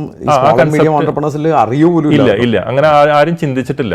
പക്ഷെ നമ്മുടെ നേരത്തെ തന്നെ നമ്മുടെ ടെക്നോളജി കുറച്ച് നന്നായിട്ട് എനേബിൾഡ് ആയതുകൊണ്ട് സിസ്റ്റത്തിൽ പെട്ടെന്ന് തന്നെ വീടുകളിലേക്ക് നമുക്ക് ഷിഫ്റ്റ് ചെയ്യാൻ പറ്റും. ടെക്നോളജി എന്ന് പറയുമ്പോൾ താങ്കൾ അവിടെ നിന്ന് ഇറങ്ങി വരുന്ന സമയത്ത് ടെക്നോളജിയും കൊണ്ടാണ് താങ്കൾ വന്നിരിക്കുന്നത്. അതെ, നമ്മൾ ബിസിനസ് സ്റ്റാർട്ട് ചെയ്ത് കുറച്ച് കഴിയുന്ന സമയത്ത് തന്നെ നമ്മളൊരു സോഫ്റ്റ്വെയർ ഡെവലപ്മെന്റ് തുടങ്ങിയായിരുന്നു. പിന്നെ നമ്മൾ നേരത്തെയുള്ള ഒരു കോർപ്പറേറ്റ് എക്സ്പീരിയൻസും കാര്യങ്ങളൊക്കെ വെച്ചിട്ട് എൻ്റയർ പ്രോസസ് മാനേജ്മെന്റിനകത്ത് നമുക്ക് ചില ടെക്നോളജി എനേബിൾമെന്റ് ആവശ്യം ഒരു ചിന്ത വർക്ക് ചെയ്താലും അത് മാനേജ് ചെയ്യാനുള്ള സിസ്റ്റം താങ്കളുടെ കയ്യിൽ ഉണ്ടായിരുന്നു നേരത്തെ തന്നെ. നമ്മുടെ ആദ്യം അക്സെപ്റ്റബിൾ ആയിരുന്നില്ല. നമുക്ക് നമ്മുടെ ടീമിൽ തന്നെയുള്ള പലർക്കും അത് അക്സെപ്റ്റ് ചെയ്യാൻ പറ്റാത്തൊരു സിറ്റുവേഷൻ ഉണ്ടായിരുന്നു കൊറോണ വന്നതിന് ശേഷം. അങ്ങനെ കുറേ ചലഞ്ചസ് നമുക്കുണ്ടായിരുന്നു. കൊറോണയിൽ ഞാൻ ചെയ്തൊരു കാര്യം എന്താണെന്ന് വെച്ചിട്ടുണ്ടെങ്കിൽ ഈവനിങ് ഒരു 4 to 5 ടീമിൽ ഒരു കോൺ കോൾ എടുത്തിട്ട് എല്ലാ ദിവസവും കൃത്യമായിട്ട് അവരോട് കാര്യങ്ങൾ സംസാരിച്ചുകൊണ്ടിരിക്കുക എന്നുള്ളൊരിതാണ്. കാരണം ടീമിനെ ടച്ച് ചെയ്ത് നിർത്തണം, ടീമിനെ മോട്ടിവേറ്റ് ചെയ്യണം, അവരെ ട്രാക്ക് ചെയ്യണം, അവർ താഴെ പോകേണ്ട നോക്കണം, ചാർജ് ചെയ്ത് നിർത്തണം. അപ്പോൾ ഇതൊന്നും എനിക്ക് അധികം ശീലമില്ലാത്ത കാര്യങ്ങളാണ്. അപ്പോൾ അതും ഒരു ഫോണിൽ കൂടെ നടപ്പാക്കുക എന്ന് പറയുമ്പോൾ കുറച്ച് കൂടുതൽ ബുദ്ധിമുട്ടാണ്. അപ്പോൾ ആ ഒരു ചലഞ്ചസ് അന്നുണ്ടായിരുന്നു. പക്ഷേ വളരെ നല്ല രീതിയിൽ തന്നെ നമുക്കത് മുമ്പോട്ട് എടുക്കാനായിട്ട് പറ്റി. ഓൺലൈനും അങ്ങനെയുള്ള മീറ്റിങ്ങുകളും വീട്ടിലിരുന്ന വർക്കും അത് അക്സെപ്റ്റ് ചെയ്യാൻ ബുദ്ധിമുട്ടുള്ള ആൾക്കാരും ഉണ്ടായിരുന്നു. തീർച്ചയായിട്ടും അന്ന് നമ്മുടെ ടീമിൽ തന്നെ മേജറായിട്ട് നമ്മുടെ 3 ഡിപ്പാർട്ട്മെന്റ്സ് ഹാൻഡിൽ ചെയ്തിരുന്ന 3 പേർക്ക് അത് അക്സെപ്റ്റ് ചെയ്യാനായിട്ട് ഭയങ്കര ബുദ്ധിമുട്ടായിരുന്നു. കാരണം ഞാൻ അവരോട് സംസാരിക്കുമ്പോൾ പല ചലഞ്ചസ് ആയിരുന്നു. ഒന്ന്, വീട്ടിൽ നിന്ന് വർക്ക് ചെയ്യണം. 2, നമ്മുടെ അടുത്ത് ഫണ്ടിൻ്റെ വലിയൊരു ഷോർട്ടേജ് ഉണ്ട്. അപ്പോൾ അതിന് നമ്മുടെ കൂടെ നിൽക്കണം, ഇൻക്ലൂഡിങ് സാലറിയുടെ ഒക്കെ കോംപ്രമൈസ് ചെയ്ത്. എനിക്കറിയാം ഈ സിറ്റുവേഷൻ ഏതെങ്കിലും ഒരു സമയത്ത് തിരിച്ചു വരും. ആ സമയം വരെ നമ്മുടെ കൂടെ ടീം വേണം, എല്ലാവരും വേണം. പക്ഷെ അത് ടീമിലുള്ള 2-3 പേർക്ക് ചിലപ്പോൾ അന്ന് അക്സെപ്റ്റ് ചെയ്യാൻ പറ്റാത്തൊരു സിറ്റുവേഷൻ ആയിരുന്നു. അപ്പോൾ അവർ പുറത്തു പോകുന്ന ഒരു സിറ്റുവേഷൻ ഉണ്ടായി. അപ്പോൾ നമുക്ക് ഇതിൻ്റെ എൻ്റയർ വർക്ക് മാനേജ് ചെയ്ത് കൊടുക്കുകയും വേണം. അതിൻ്റെ ഒപ്പം തന്നെ ഈ പറഞ്ഞ പോലെ ഈ ടീമിനെ നിലനിർത്തേണ്ട ഒരു വലിയ ചലഞ്ചായിരുന്നു. പക്ഷേ അത് ടീമിൽ മറ്റുള്ളവർ വളരെ സ്ട്രോങ് ആയിട്ട് നമ്മുടെ കൂടെ നിന്നു. അവരുടെ സപ്പോർട്ട് എല്ലാവരും വെച്ചിട്ട് നമുക്ക് ക്ലയൻസിന് നല്ല രീതിയിൽ സർവീസ് കൊടുക്കാൻ പറ്റി. ഒരാളുടെ സാലറി പോലും ഈ കൊറോണയുടെ പേരിൽ ഡിലേ ആയിട്ടില്ല, അല്ലെങ്കിൽ നമ്മുടെ വർക്കിൻ്റെ എന്തെങ്കിലും ഒരു അറേഞ്ച്മെൻറ്റിൻ്റെ പേരിൽ ഡിലേ ആയിട്ടില്ല. അവർക്ക് എല്ലാവർക്കും തന്നെ, നമ്മുടെ ക്ലയൻസിൻ്റെ എംപ്ലോയീസിന് എല്ലാവർക്കും തന്നെ കൃത്യമായിട്ട് സാലറി പ്രോസസ് ചെയ്ത് കൊടുക്കാനായിട്ട് തരണം ചെയ്തു. അതെ, കൊറോണ 2 സമയത്തിലുള്ള കൊറോണയെ ഭംഗിയായിട്ട് തന്നെ തരണം ചെയ്യാനായിട്ട് പറ്റി. അവിടെയാണ് ഇപ്പോൾ പലർക്കും, നമ്മുടെ പ്രേക്ഷകർക്ക് ഒരു കൺഫ്യൂഷൻ ഉണ്ടാവും. എന്ത് സേവനങ്ങളാണ് ഗ്രേറ്റ് ലീപ്പ് ഈ സ്മോൾ ആൻഡ് മീഡിയം ഓൺടർപ്രണേഴ്സിന് നൽകുന്നത്? ഗ്രേറ്റ് ലീപ്പ് 3 രീതിയിലാണ് ഒരു ഓർഗനൈസേഷനെ ഹെൽപ്പ് ചെയ്യുക. 1, നോളജ് കൊടുക്കും. 2, ടെക്നോളജി കൊടുക്കും. 3, എക്സ്പെർട്ടീസ് കൊടുക്കും. Knowledge, technology, expertise. നോളജിൽ തുടങ്ങാം. അതെ, നോളജ് തുടങ്ങാം. ഈ 3 കാര്യവും HR-ലാണ്. HR-ലുള്ള നോളജ്, HR-ലുള്ള ടെക്നോളജി, HR-ലുള്ള എക്സ്പെർട്ടീസ്. നമ്മൾ പറയുമ്പോൾ റിക്രൂട്ട്മെന്റ് മുതൽ റിട്ടയർമെന്റ് വരെയുള്ള എല്ലാ ഏരിയയിലും നമുക്ക് സപ്പോർട്ട് കൊടുക്കാൻ പറ്റും. നോളജ് തുടങ്ങാം. നോളജ് എന്ന് പറയുമ്പോൾ നമുക്ക് HR-ലുള്ള കോഴ്സസ് നമ്മൾ റൺ ചെയ്യുന്നുണ്ട്. അപ്പോൾ HR പ്രൊഫഷണൽസിനോ അല്ലെങ്കിൽ ബിസിനസ് ഓണേഴ്സിനോ HR പഠിക്കണമെന്ന ആഗ്രഹം ഉണ്ടെങ്കിൽ നമ്മുടെ അടുത്ത് വന്നിട്ടുണ്ടെങ്കിൽ നമ്മൾ നോളജ് പ്രൊവൈഡ് ചെയ്യും. അത് ഓൺലൈൻ കോഴ്സസ് ആണ്. മിക്കവാറും ദിവസങ്ങളിൽ ഈവനിങ്സിലാണ് അതിൻ്റെ ക്ലാസ്സൊക്കെ നടക്കുക. ഞങ്ങളൊരു HR-ൻ്റെ ഒരു കമ്മ്യൂണിറ്റി റൺ ചെയ്യുന്നുണ്ട്. അപ്പോൾ ആ കമ്മ്യൂണിറ്റിയിൽ HR പ്രൊഫഷണൽസിന് ആവശ്യമുള്ള എല്ലാവിധ അപ്ഡേറ്റ്സും കാര്യങ്ങളും നമ്മൾ കൊടുക്കുന്നുണ്ട്. അപ്പോൾ അവർക്ക് അപ് ടു ഡേറ്റ് ആയിട്ട് നിൽക്കാൻ പറ്റും. അവർ വർക്ക് ചെയ്യുന്ന ഓർഗനൈസേഷനിൽ എന്തെങ്കിലും ഒരു പുതിയ ചേഞ്ച് ഉണ്ടായി കഴിഞ്ഞാൽ പെട്ടെന്ന് തന്നെ അത് ഇംപ്ലിമെന്റ് ചെയ്തിട്ട് അതിനകത്ത് അവിടെ സക്സസ്ഫുൾ ആക്കി എടുക്കാനുള്ള എല്ലാവിധ കാര്യങ്ങളും ആ കമ്മ്യൂണിറ്റിയിൽ നടക്കും. അത് സ്പെഷ്യലൈസ്ഡ് ആണ്. HR ഫോർ ഓൺട്രപ്രണേഴ്സ്, ബിസിനസ്സുകാർക്ക് അവർക്ക് വേണ്ടത് അവർ അറിയേണ്ട കുറെ കാര്യങ്ങളാണ്. പഠിപ്പിക്കും. അതെ. ഇപ്പോൾ ഒരുപക്ഷെ ലേബർ ലോ ആവശ്യമുണ്ടെങ്കിൽ അതിനെക്കുറിച്ച് പഠിപ്പിക്കും. ഓവറോൾ HR എങ്ങനെയാണ് മാനേജ് ചെയ്യേണ്ടതെന്ന് അറിയണമെങ്കിൽ അതിനെക്കുറിച്ചുള്ള അവയർനെസ് നമ്മൾ കൊടുക്കാറുണ്ട്. ഇടയ്ക്കിടയ്ക്ക് നമ്മൾ ഫ്രീ വെബിനാറുകൾ കണ്ടക്ട് ചെയ്യാറുണ്ട്. ഈ സബ്ജക്റ്റിനെ കുറിച്ച് കുറച്ച് അവയർനെസ് ഉണ്ടാക്കാനും ഇങ്ങനെയുള്ള ആളുകൾക്ക് ഇതിനെക്കുറിച്ച് ഒരു എക്സ്പോഷർ കിട്ടാൻ.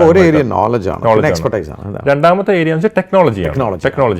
ടെക്നോളജി എന്ന് വെച്ചാൽ എൻ്റെ HR മാനേജ് ചെയ്യാനുള്ള ഒരു സിസ്റ്റം നമ്മൾ ഡെവലപ്പ് ചെയ്തിട്ടുണ്ട്. നമ്മുടെ ഈ എക്സ്പെർട്ടീസിൽ നിന്ന് റിക്രൂട്ട്മെന്റ് മുതൽ പെർഫോമൻസ് മാനേജ്മെന്റ് വരെയുള്ള എല്ലാവിധ HR പ്രോസസ്സുകളും മാനേജ് ചെയ്യാനുള്ള സിസ്റ്റം നമ്മൾ ഓണായിട്ട് ഡെവലപ്പ് ചെയ്തിട്ടുണ്ട്.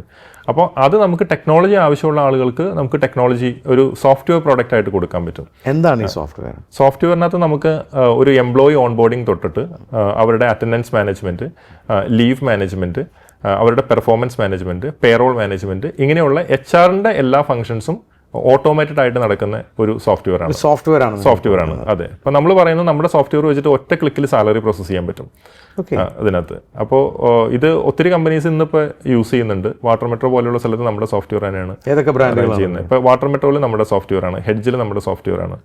ഇപ്പോൾ നമ്മുടെ ക്ലയൻറ്റ് ലിസ്റ്റ് എടുത്തിട്ടുണ്ടെങ്കിൽ എൻ്റെ മീറ്റ് ആൻഡ് ഗ്രൂപ്പിൻ്റെ കമ്പനീസ് എല്ലാം നമ്മളാണ് കൈകാര്യം ചെയ്യുന്നത്.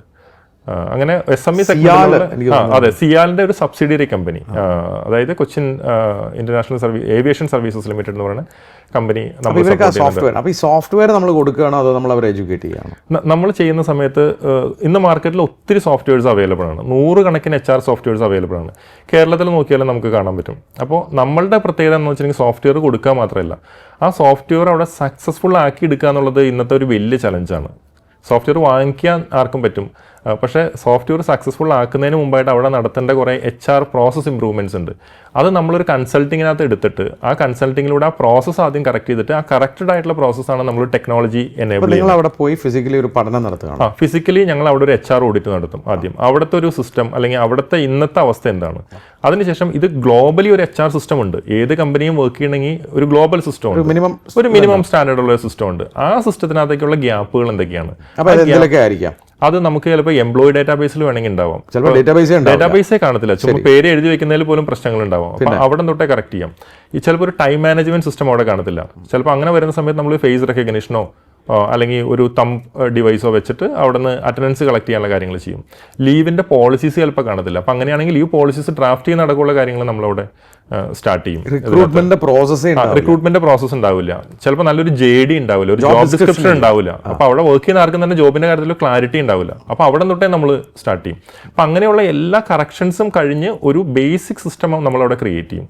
അപ്പോൾ ഇൻക്ലൂഡിങ് പെർഫോമൻസ്, അവരുടെ ഗോൾസ് എന്താണ്, അവരുടെ ഒബ്ജക്റ്റീവ്സ് എന്താണ്, അവരെങ്ങനെയൊക്കെയാണ് റിവ്യൂ നടത്തി പോകേണ്ടത്, ഇങ്ങനെയുള്ള കാര്യങ്ങൾ ക്രിയേറ്റ് ചെയ്തൊരു സിസ്റ്റം ക്രിയേറ്റ് ചെയ്തതിന് ശേഷമാണ് നമ്മൾ അവരെ അപ്പോൾ ക്രിയേറ്റ് ചെയ്ത് കൊടുത്താൽ മാത്രം പോരാ. പലയിടത്തുള്ളൊരു ചലഞ്ച് എന്താണെന്ന് വെച്ചാൽ ക്രിയേറ്റ് ചെയ്ത് കൊടുക്കാം, പക്ഷെ അവർ തന്നെയാണ് ഇംപ്ലിമെന്റ് ചെയ്യണം. അതൊന്നാമത്തെ കാര്യം. രണ്ട്, ഇവർക്ക് ഒരു കണ്ടിന്യൂസ് സപ്പോർട്ട് കൊടുക്കണം. ആദ്യം ട്രെയിനിങ് കൊടുക്കണം. നിങ്ങൾ ട്രെയിനിങ് കൊടുക്കും. നമ്മൾ എംപ്ലോയീസിനടക്കം ഇങ്ങനെയുള്ള കാര്യങ്ങൾ ട്രെയിനിങ് കൊടുത്തിട്ടാണ് അത് ഇംപ്ലിമെന്റ് ചെയ്യുക. നമ്മളൊരു ബിസിനസ് ഓണറിനല്ല എംപ്ലോയിക്ക് ട്രെയിനിങ് കൊടുക്കും. ബിസിനസ് ഓണർക്ക് കൊടുക്കും, കാരണം അവർ ചെയ്യേണ്ട കുറേ കാര്യങ്ങളുണ്ട്. HR ടീം അവിടെ ഉണ്ടെങ്കിൽ ആ HR ടീമിന് ട്രെയിനിങ് കൊടുത്തിട്ട് എംപവർ ചെയ്യും. ഇതിനെല്ലാത്തിനും അപ്പുറം ഇതെല്ലാം ഒരു ബിഹേവിയറൽ ചേഞ്ച് ഓർഗനൈസേഷൻ നടക്കണമെങ്കിൽ അവിടെയുള്ള എല്ലാ എംപ്ലോയീസും ഇതിനകത്ത് അലൈൻഡ് ആവണം. അപ്പോൾ അങ്ങനെയുള്ള എല്ലാ എംപ്ലോയീസിനും അതിൻ്റെ ട്രെയിനിങ് കൊടുക്കും. അപ്പോൾ ട്രെയിനിങ് നമ്മൾ കൊടുക്കുന്നത് ESI PF-ൻ്റെ ബെനിഫിറ്റ്സ് തൊട്ട് സ്റ്റാർട്ട് ചെയ്യും. പിന്നെ പെർഫോമൻസ് മാനേജ്മെൻറ്റ് സ്റ്റാർട്ട് ചെയ്യും. HR പോളിസീസ് പലയിടത്തും ഒരു സെറ്റ് ഓഫ് പേപ്പറാണ്. ആ പേപ്പറായിട്ട് ഇരുന്നിട്ട് കാര്യമില്ല. ഇത് എംപ്ലോയീസിൻ്റെ ഇടയിലേക്ക് എത്തിയാലേ അത് അവരുടെ ബിഹേവിയറായിട്ട് പുറത്തേക്ക് വരത്തുള്ളൂ. അപ്പോൾ ഓട്ടോമാറ്റിക്കലി അത് ഇങ്ങനെയുള്ള എല്ലാ കാര്യത്തിലും ഇൻക്ലൂഡിങ് അവരുടെ ഗോൾസ് എന്താണെന്നുള്ള കാര്യത്തിൽ ട്രെയിനിങ് കൊടുത്തിട്ടാണ് നമ്മൾ ആ സിസ്റ്റത്തിനകത്തേക്ക് വരുന്നത്. അങ്ങനെയുള്ള സിസ്റ്റമാണ് വളരെ സസ്റ്റൈനബിൾ ആയിട്ട് നമുക്ക് നിലനിർത്താൻ പറ്റുക. ഇത് തന്നെയാണ് ഗ്രേറ്റ് ലീപ്പിൻ്റെ ഒരു vision, creating A sustainable organisation എന്നുള്ളത്. ഓരോന്നായിട്ട് എടുത്ത് നോക്കാം. അപ്പോൾ റിക്രൂട്ട്മെന്റിൽ നിങ്ങൾ എന്താണ് ചെയ്യുന്നത്? റിക്രൂട്ട്മെന്റിൽ നമുക്ക് ചെയ്യുന്ന കാര്യങ്ങൾ എന്താണെന്ന് വെച്ചിട്ടുണ്ടെങ്കിൽ നമ്മൾ സോഴ്സിങ്ങിനകത്ത് ഹെൽപ്പ് ചെയ്യും. അപ്പോൾ ഓരോ ഓർഗനൈസേഷന് ചിലപ്പോൾ എൻ്റെ റിക്രൂട്ട്മെന്റ് മാനേജ് ചെയ്ത് നമ്മൾ കൊടുക്കേണ്ട കാര്യം ഉണ്ടാവില്ല. നമുക്ക് അവർക്ക് ആവശ്യമുള്ള ഒരു 5 or 6 നല്ല CVs എടുത്ത് കൊടുത്തു കഴിഞ്ഞാൽ അല്ലെങ്കിൽ ബയോഡേറ്റ എടുത്ത് കൊടുത്തു കഴിഞ്ഞാൽ അവർക്ക് അത് വെച്ചിട്ട് റിക്രൂട്ട്മെൻറ്റുമായിട്ട് മുമ്പോട്ട് പോകാൻ പറ്റും. അപ്പോൾ അത് മാത്രം ആവശ്യമുള്ള ഒരു ഓർഗനൈസേഷൻ നമുക്ക് സോഴ്സിങ് സർവീസസ് ഉണ്ട്. അതല്ല എൻ്റെ റിക്രൂട്ട്മെൻറ്റ് നമുക്ക് മാനേജ് ചെയ്ത് കൊടുക്കണം എന്നുള്ള ഒരു കാര്യമുള്ളടത്ത് നമുക്ക് എൻ്റെ റിക്രൂട്ട്മെൻറ്റ് നമ്മൾ ടേക്ക് കെയർ ചെയ്യാൻ പറ്റും. ഇപ്പോൾ നമ്മൾ അടുത്തിടയ്ക്ക് ചെയ്ത ഒരു അദാനി ഗ്രൂപ്പിന് വേണ്ടി ചെയ്ത ട്രിവാൻഡ്രം എയർപോർട്ടിൻ്റെ ഒരു കംപ്ലീറ്റ് റിക്രൂട്ട്മെൻറ്റ് നമ്മളാണ് ഹാൻഡിൽ ചെയ്തത് ഇതിനകത്ത്. പക്ഷേ ആ റിക്രൂട്ട്മെൻറ്റ് വേറൊരു രീതിയിലായിരുന്നു. അവർക്ക് ഫിസിക്കൽ ടെസ്റ്റ് നടത്തണം, റിട്ടേൺ ടെസ്റ്റ് നടത്തണം, ഇൻ്റർവ്യൂ നടത്തണം. നമ്മളിവിടെ കൊച്ചിയിലെ മഹാരാജ സ്റ്റേഡിയം റെൻറ്റിന് എടുത്തിട്ടാണ് നമ്മളതൊക്കെ ഇംപ്ലിമെൻറ്റ് ചെയ്തത്. അപ്പോൾ ഏത് രീതിയിലാണോ ഒരു കസ്റ്റമർക്ക് അവിടെ സപ്പോർട്ട് വേണ്ടത്, അല്ലെങ്കിൽ ക്ലയന്റിന് സപ്പോർട്ട് വേണ്ടത്, ആ രീതിയിലേക്ക് നമ്മൾ ആ സർവീസിനെ കസ്റ്റമൈസ് ചെയ്യാനുള്ള ഒരു കപ്പാസിറ്റി ഗ്രേറ്റ് ലീപ്പിനുണ്ട്. പിന്നെ രണ്ടാമത് വരുന്നത് അവരുടെ സാലറി ബെനിഫിറ്റ്സും, അതെ, ബെനിഫിറ്റ്സും കാര്യങ്ങളൊക്കെയാണ്. അപ്പോൾ ഒന്ന് അവർക്ക് നല്ലൊരു സാലറി സ്ട്രക്ചർ വേണ്ടി വരും. ഈ സാലറിയുടെ പ്രോസസ്സിംഗ് വളരെ ട്രാൻസ്പെറൻ്റ് ആക്കി എടുക്കേണ്ടി വരും. അവിടെ സാലറിക്ക് മുമ്പായിട്ട് അവിടെ ഒരു ലീവ് മാനേജ്മെന്റും ടൈം മാനേജ്മെന്റും സിസ്റ്റം വേണ്ടി വരും, ഇൻസെന്റീവ് സിസ്റ്റം അവിടെ വേണ്ടി വരും. ഇതെല്ലാം കൃത്യമായിട്ട് എംപ്ലോയീസിനെ പറഞ്ഞ് ബോധ്യപ്പെടുത്തുകയും വേണം ഇതിനകത്ത്. അപ്പോൾ ഈ രീതിയിൽ ആണ് രണ്ടാമത്തെ സർവീസ് വരുന്നത്. അപ്പോൾ ഈ സാലറി ആൻഡ് ബെനിഫിറ്റ്സിന്റെ കംപ്ലീറ്റ് മാനേജ്മെന്റ് വളരെ ട്രാൻസ്പെറൻറ്റ് വേയിൽ എംപ്ലോയീസിന് അവർ എത്ര സമയത്ത് വന്നു, എത്ര ലീവ് എടുത്തു, എന്തുകൊണ്ടാണ് എൻ്റെ സാലറി കൂടിയത് കുറഞ്ഞത്, എത്ര ഇൻസെന്റീവ് എനിക്ക് വന്നു, കൃത്യമായിട്ട് അവരുടെ മൊബൈൽ ആപ്പ് വഴി അവരുടെ കയ്യിലെത്തിക്കുന്ന വളരെ ട്രാൻസ്പെറൻറ്റ് ആയിട്ടുള്ള സിസ്റ്റം വെച്ചിട്ടാണ് നമ്മൾ സോഫ്റ്റ്വെയർ ഉണ്ട്.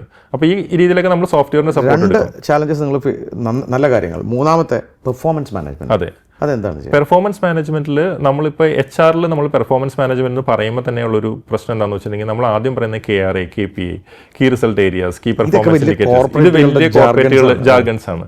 നമ്മുടെ SME സെഗ്മെന്റിൽ ഇത് മനസ്സിലാക്കി എടുക്കാൻ എളുപ്പമാണ്. ഒരുപക്ഷെ നമുക്കൊരു ബിസിനസ് ഓണറെ പഠിപ്പിക്കാം, അല്ലെങ്കിൽ HR ടീമിനെ പഠിപ്പിക്കാം. പക്ഷെ അതുകൊണ്ട് മാത്രം ഒരു ഓർഗനൈസേഷന്റെ പെർഫോമൻസ് മാനേജ്മെന്റ് ഒന്നാവുന്നില്ലല്ലോ. ഇത് കേട്ടുകൊണ്ടിരിക്കുന്ന ഈ പ്രേക്ഷകർക്ക് സാധാരണക്കാരനായ സംരംഭകനാണ്, അവർ മനസ്സിലാവും KRA, KPI എന്നും പറഞ്ഞാൽ നമ്മുടെ എംപ്ലോയി ഇറങ്ങി ഓടും. അത് വളരെ സിമ്പിൾ ആക്കി നമ്മൾ ഗോൾസ് ആൻഡ് സ്കിൽസ് എന്ന് മാത്രം പറയാം ഇതിനകത്ത്. അപ്പോൾ നമ്മുടെ പെർഫോമൻസ് മാനേജ്മെന്റിന്റെ അപ്രോച്ച് തന്നെ അങ്ങനെയാണ്. നമ്മളെ ഒരു ഓർഗനൈസേഷന് വേണ്ടിയിട്ട് ഒരു 4-5 ഏരിയയിൽ ഒരു ഹൈ ലെവൽ ഗോൾ സെറ്റ് ചെയ്യും. ഒരു പക്ഷേ ഒരു CEO ഗോൾ, അല്ലെങ്കിൽ ഒരു ബിസിനസ് ഓണറുടെ ഒരു ഗോൾ. അതിനുശേഷം അയാൾക്ക് റിപ്പോർട്ട് ചെയ്യുന്ന എല്ലാ മാനേജേഴ്സിനും ഈ ഗോളിനെ ബേസ് ചെയ്തിട്ട് മറ്റുള്ള ഗോളുകൾ സെറ്റ് ചെയ്യും.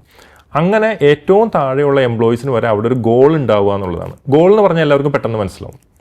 ആ വേർഡ് വളരെ സിമ്പിളായിട്ട് കമ്മ്യൂണിക്കേറ്റ് ചെയ്യും. ഇനി ഈ ഗോൾ അച്ചീവ് ചെയ്യാനായിട്ടുള്ള സ്കിൽ സെറ്റുകളും മാപ്പ് ചെയ്യും. അപ്പോൾ ചിലപ്പോൾ 5 സ്കിൽ സെറ്റ് മാപ്പ് ചെയ്തിട്ടുണ്ടെങ്കിൽ 3 അയാൾക്ക് ഓൾറെഡി ഉണ്ടാവും. അടുത്ത 2 ഈ ഒരു പീരീഡിൻ്റെ ഉള്ളിൽ ഇമ്പ്രൂവ് ചെയ്തെടുക്കേണ്ടത് അയാളുടെ ഒരു ഉത്തരവാദിത്തമാണ്. അപ്പോൾ ഇതിനും ഒരു സോഫ്റ്റ്വെയർ എനേബിൾ ചെയ്തിട്ടാണ് നമ്മൾ ചെയ്യുന്നത്. അപ്പോൾ ഓട്ടോമാറ്റിക്കലി എല്ലാവർക്കും മനസ്സിലാവും എൻ്റെ ഗോൾസ് ഇതാണ്, എൻ്റെ സ്കില്ല് ഇതാണ്. ഇനി ഇതിനെ ഒരു പീരിയോഡിക് ആയിട്ട് റിവ്യൂ നടത്താനുള്ളൊരു സിസ്റ്റം ഉണ്ടാവും. അപ്പോൾ റിവ്യൂ നടത്തുന്ന സമയത്ത് എംപ്ലോയീസിന് തന്നെ റേറ്റ് ചെയ്യാം. ഓക്കെ, 1 to 5 ഞാൻ ഈ ഗോളിൽ ഇങ്ങനെയാണ് നിൽക്കുന്നത്, ഈ സ്കില്ല് 1 to 5 ഞാൻ 3 ആണ്. അപ്പോൾ ഇത് റേറ്റ് ചെയ്യുന്നു. ഈ മാനേജേഴ്സുമായിട്ടൊരു ഡിസ്കഷൻ നടത്തുന്നു. മാനേജറും എംപ്ലോയിയും കൂടി ഇരുന്നിട്ട് അവിടെ അയാളുടെ ആ ഒരു റിവ്യൂവിൻ്റെ ഒരു ഗോൾ സെറ്റ്, ഒരു റിവ്യൂ റേറ്റിംഗ് സെറ്റ് ചെയ്യുന്നു. അപ്പോൾ ഇത് വളരെ ട്രാൻസ്പെറൻ്റ് ആയിട്ട് മുമ്പോട്ട് പോകുന്നു. ഇതിൻ്റെ ഒപ്പം തന്നെ ഈ എംപ്ലോയിക്ക് ഈ കൾച്ചറിനോടുള്ള അലൈൻമെൻറ്റ് എന്താണ്, ഈ കമ്പനിയുടെ ഫിലോസഫിയിൽ ഇയാൾ എത്രത്തോളം വിശ്വസിക്കുന്നുണ്ട്, വിഷൻ, മിഷൻ, വാല്യൂസ്, ഇതിനുള്ള കാര്യങ്ങൾ ഇയാൾ കൃത്യമായിട്ട് അലൈൻഡ് ആണോ? കാരണം അങ്ങനെ അലൈൻഡ് ആയിട്ടുള്ള ഒരാൾക്ക് മാത്രമാണ് കൃത്യമായിട്ട് പെർഫോം ചെയ്യാൻ പറ്റത്തുള്ളൂ. വാല്യൂ എന്ന് പറഞ്ഞൊരു സാധനം അയാൾ എങ്ങനെ ബിഹേവ് ചെയ്യുന്നു എന്നുള്ളത് റേറ്റ് ചെയ്യാണ്. അതെ. അപ്പോൾ നമ്മൾ വാല്യൂസിൻ്റെ കാര്യത്തിൽ നമ്മൾ കൊണ്ടുവന്നിട്ടുള്ള ഒരു കാര്യം എന്താണെന്ന് വെച്ചിട്ടുണ്ടെങ്കിൽ ഓരോ വാല്യൂസിനും അക്സെപ്റ്റബിൾ ആയിട്ടുള്ള ബിഹേവിയർ എന്താണ്, അൺഅക്സെപ്റ്റബിൾ ആയിട്ടുള്ള ബിഹേവിയർ എന്താണെന്ന് അവിടെ ഡിഫൈൻ ചെയ്യാനുള്ള ഒരു പ്രൊവിഷൻ നമ്മൾ കൊടുത്തിട്ടുണ്ട്. നമുക്ക് വളരെ സാധാരണക്കാർ കാണുന്നതുകൊണ്ട് ഞാൻ പറയാണ്, വാല്യൂ, മൂല്യം, നമ്മുടെ സ്ഥാപനത്തിന്റെ മൂല്യം എന്ന് പറയുന്നത് സത്യസന്ധതയാണ്. അതെ.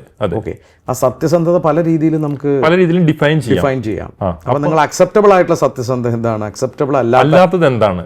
കാരണം ഞാൻ ചെയ്യുന്ന ഒരു കാര്യം എന്നെ സംബന്ധിച്ച് സത്യസന്ധമായെന്ന് വിശ്വസിച്ചിട്ട് കാര്യമില്ല. ഓർഗനൈസേഷനെ സംബന്ധിച്ച് സത്യസന്ധമായിട്ടുള്ള ഒരു ഡെഫിനിഷനിൽ കസ്റ്റമറിന് കാശ് കിട്ടി, ഞാൻ 2 ദിവസത്തേക്ക് മറിച്ചു, പക്ഷെ ഞാൻ തിരിച്ചിട്ടല്ലോ, അതെ, ഞാൻ സത്യസന്ധനാണ്. ആ രീതിയിൽ അയാളുടെ വാല്യൂ വെച്ചിട്ട് അയാൾ സത്യസന്ധനായിരിക്കാം, പക്ഷെ അത് നോൺ അക്സെപ്റ്റബിൾ ബിഹേവിയർ ആണ്. അങ്ങനെയുള്ള ഓരോ വാല്യൂസിനും അക്സെപ്റ്റബിൾ ആയിട്ടുള്ളതും അൺഅക്സെപ്റ്റബിൾ ആയിട്ടുള്ള ബിഹേവിയർ നമ്മൾ അതിനകത്ത് കൊടുക്കുമ്പോഴാണ് ഈ വാല്യൂസിനെ കുറിച്ചുള്ളൊരു ക്ലാരിറ്റി ഈ എംപ്ലോയീസിന് എത്തുക. നമ്മളെപ്പോഴും ആലോചിക്കേണ്ടത് ഈ വാല്യൂസ് ബിസിനസ് ഓണർ മാത്രം അറിഞ്ഞുകൊണ്ട് ഒരു പ്രയോജനമില്ല, എല്ലാവരും അറിയണം. ആ ഒരു ബൗണ്ടറി നിശ്ചയിക്കുകയാണ്, എനിക്ക് എന്തൊക്കെ ചെയ്യാം, എനിക്ക് എന്തൊക്കെ ചെയ്യാൻ പാടില്ല. അതെ, ചെയ്തില്ലെങ്കിൽ എന്ത് സംഭവിക്കും, എല്ലാം കൃത്യമായിട്ട് ക്ലിയർ ആണ്. അപ്പോൾ ഈ പെർഫോമൻസ് ഇവാലുവേഷൻ നടത്തി, അതെ, ഇതല്ലാതെ വേറെ എന്ത് സേവനമാണ് ചെയ്യുന്നത്? പെർഫോമൻസ് ഇവാലുവേഷൻ നടത്തുന്നു. അതിനുശേഷം ഈ പെർഫോമൻസിന്റെ അവസാനമായിട്ട് ഒരു ഇയർലി അപ്രൈസലിലേക്ക് പോകുന്നു. ഇയർലി അപ്രൈസലിന്റെ സമയത്താണ് ഫൈനലി നെക്സ്റ്റ് ലെവലിലേക്ക്, അല്ലെങ്കിൽ അടുത്ത വർഷം പ്രമോഷനോ സാലറി ഇൻക്രിമെന്റോ അല്ലെങ്കിൽ എന്തെങ്കിലും ബോണസിന്റെ കാര്യത്തിലോ ഒക്കെ നമുക്ക് ഈ ഒരു കാര്യങ്ങൾ വെച്ചിട്ട് തീരുമാനം എടുക്കാൻ പറ്റും. ഈ സിസ്റ്റത്തിന്റെ ഒരു ബ്യൂട്ടി എന്ന് പറയുന്നത് ഒരിക്കലും ആർക്കും ഒന്നും പറയാനുള്ളൊരു അവസരം ഇവിടെ ഇല്ല. കൃത്യമായിട്ടെല്ലാം ഡിഫൈൻഡ് ആണ്. ഓരോ ദിവസവും അല്ലെങ്കിൽ ഓരോ മാസവും അല്ലെങ്കിൽ ഓരോ റിവ്യൂസും മുമ്പോട്ട് പോകുന്ന സമയത്ത് 2 സൈഡും, അതായത് മാനേജർക്കും അറിയാം, എംപ്ലോയിക്കും അറിയാം ഞാൻ എങ്ങനെയാണ് പെർഫോം ചെയ്യുന്നത്, അല്ലെങ്കിൽ ആ പർട്ടിക്കുലർ ആൾ എങ്ങനെയാണ് പെർഫോം ചെയ്യുന്നത് എന്നുള്ളത്. അപ്പോൾ ഒരു സർപ്രൈസസിൻ്റെ എലമെൻറ്റ്സ് പരമാവധി അവിടെ നീക്കുക എന്നുള്ളതാണ് ഒരു കാര്യമുള്ളത്. പിന്നെ എൻ്റെ ഗ്രേറ്റ് ലീപ്പ് ചെയ്യുന്ന കാര്യത്തിൽ നമ്മൾ എപ്പോഴും ശ്രദ്ധിക്കുന്ന കാര്യം എന്ന് വെച്ചിട്ടുണ്ടെങ്കിൽ ഒരു ഓർഗനൈസേഷൻ ഒരു സിംഗിൾ വേർഷൻ ഓഫ് ട്രൂത്ത് കണ്ടെത്തുക എന്നുള്ളതാണ്. അതായത് ഇൻഡിവിജ്വൽ ഡെഫിനിഷൻസ് ഒഴിവാക്കിയിട്ട് കൃത്യമായിട്ട് ഓർഗനൈസേഷൻ എല്ലാ കാര്യത്തിലും ഒരു ഡെഫിനിഷൻ അത് HR പോളിസി തൊട്ടിട്ടായാലും അല്ലെങ്കിൽ HR ഒരു ഓർഗനൈസേഷൻ സ്ട്രക്ചർ തൊട്ടിട്ടായാലും ഈവൻ പെർഫോമൻസിൻ്റെ ക്രൈറ്റീരിയ ആയാലും ഗോൾസിൻ്റെ കാര്യത്തിലായാലും വളരെ ട്രാൻസ്പെറൻ്റ് ആയിട്ട് ഒരു സിംഗിൾ വേർഷൻ ഓഫ് ട്രൂത്ത് കണ്ടെത്തി കൊടുക്കുക എന്നുള്ളതാണ് ഗ്രേറ്റ് ലീപ്പ് ചെയ്യുന്നത്.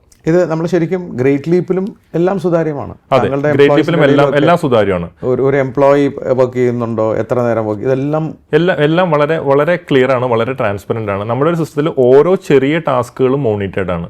ഒരു ടാസ്ക് ചെയ്യുന്ന ആൾ ഏത് സമയത്ത് ആ ടാസ്ക് തുടങ്ങി, എവിടെ നിന്നാണ് ആ ടാസ്ക് വന്നിട്ടുള്ളത്, എത്ര സമയം അതിനുവേണ്ടി സ്പെൻഡ് ചെയ്തു, അതിനകത്ത് അയാൾ എന്ത് കമൻറ്റാണ് ഇട്ടിട്ടുള്ളത്, അതിൻ്റെ ചെക്ക് ലിസ്റ്റുകൾ കൃത്യമായിട്ട് പോയിട്ടുണ്ടോ, ഓട്ടോമാറ്റിക്കലി ഇതെല്ലാ കാര്യം തന്നെ ഒരു ക്വാളിറ്റി ഡിപ്പാർട്ട്മെൻറ്റ് ഓഡിറ്റ് ചെയ്തതിന് ശേഷമാണ് അത് മുമ്പോട്ട് പോകുന്നത്.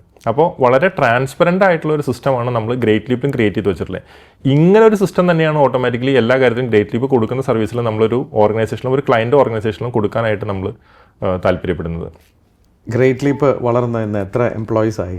ഇന്ന് നമുക്ക് ഏകദേശം 50 പേരോളം ഉള്ള ഒരു ടീമാണ്. Very good. അത് നമ്മൾ 2019 വന്ന് ആ ഒരു വലിയ പ്രശ്നം തരണം ചെയ്ത് 50 പേരിലേക്ക് നമ്മൾ എത്തി നിൽക്കുന്നു. എത്ര ക്ലയൻസ് ആയി ഇപ്പം നമ്മൾ സോഫാർ സപ്പോർട്ട് ചെയ്തിട്ടുള്ള ക്ലയൻസ് നോക്കുകയാണെങ്കിൽ ഒരു 500+ ഉണ്ടാവും. ഓൺ എ മന്ത്ലി ബേസിസ് നമ്മൾ കണ്ടിന്യൂസ് ആയിട്ട് സപ്പോർട്ട് കൊടുക്കുന്നത് ഒരു 250 to 250 ക്ലയൻസ് ഉണ്ടാവും. നമ്മൾ ഇന്ത്യയിൽ മാത്രമാണോ അത് വിദേശത്ത്? നമ്മൾ കൂടുതലും കേരള ബേസ്ഡ് ആയിട്ടുള്ള ക്ലയൻസ് ആണ്. പിന്നെ മറ്റുള്ള സംസ്ഥാനങ്ങളിലും അല്ലെങ്കിൽ സ്റ്റേറ്റുകളിലും നമുക്കുണ്ട്. കുറച്ച് ക്ലയൻസ് നമുക്ക് ദുബായിലുണ്ട്. ഇൻസ്റ്റൻ്റ് ബാബു ഒരു മാനേജ് ചെയ്യുന്ന ഒരു 50 പേര് നമ്മൾ ഈ ഇരിക്കുന്ന കൊച്ചി ഹോളിഡേ ഇൻ ഈ സ്പാർക്കിൻ്റെ ഷൂട്ട് നടക്കുന്ന വേദിയിൽ തന്നെയാണ് നമ്മൾ ഈഗിൾ കോച്ചിങ് പ്രോഗ്രാമിൻ്റെ ട്യൂസ്ഡേ അന്നുണ്ടായൊരു അനുഭവം. നമ്മുടെ ഈ സെഷൻ നടക്കുന്നതിനിടയിൽ ഒരു ബ്രേക്കിനിടയിൽ നിങ്ങളുടെ സ്ഥാപനത്തിൽ ഒരു 50ഓളം പേര്, താങ്കളുടെ സ്ഥാപനം ഇവിടെ അടുത്താണ്, ഇടിച്ച് നമ്മുടെ ഈ ട്രെയിനിങ് ഹാളിലേക്ക് ഇടിച്ചു കയറി താങ്കളുടെ ബർത്ത്ഡേ സെലിബ്രേറ്റ് ചെയ്തു. എന്നാ ഞാൻ ആ ടീമിനെ മൊത്തമായിട്ടൊന്ന് കാണുന്നത് എല്ലാം നമ്മുടെ നാട്ടിൽ ഈ യൂത്ത് എന്ന് നമ്മൾ കോമൺ ആയിട്ട് പറയുന്ന ജെൻസി വെച്ചാൽ ഒരു 1995-96 ശേഷം ജനിച്ച ചെറിയ കുട്ടികളാണ്, ചെറുപ്പക്കാരാണ്. ഇന്ന് എല്ലാ ഓർഗനൈസേഷനും ഫേസ് ചെയ്യുന്ന ഒരു വലിയ പ്രശ്നമാണ്. നല്ല ഈ ചെറുപ്പക്കാരെ കിട്ടാനില്ല, കിട്ടിയാൽ പണിയെടുക്കുന്നത് ഇവരെ മാനേജ് ചെയ്യാൻ വലിയ ബുദ്ധിമുട്ടാണ്. കാരണം പഴയ കാലഘട്ടമല്ല.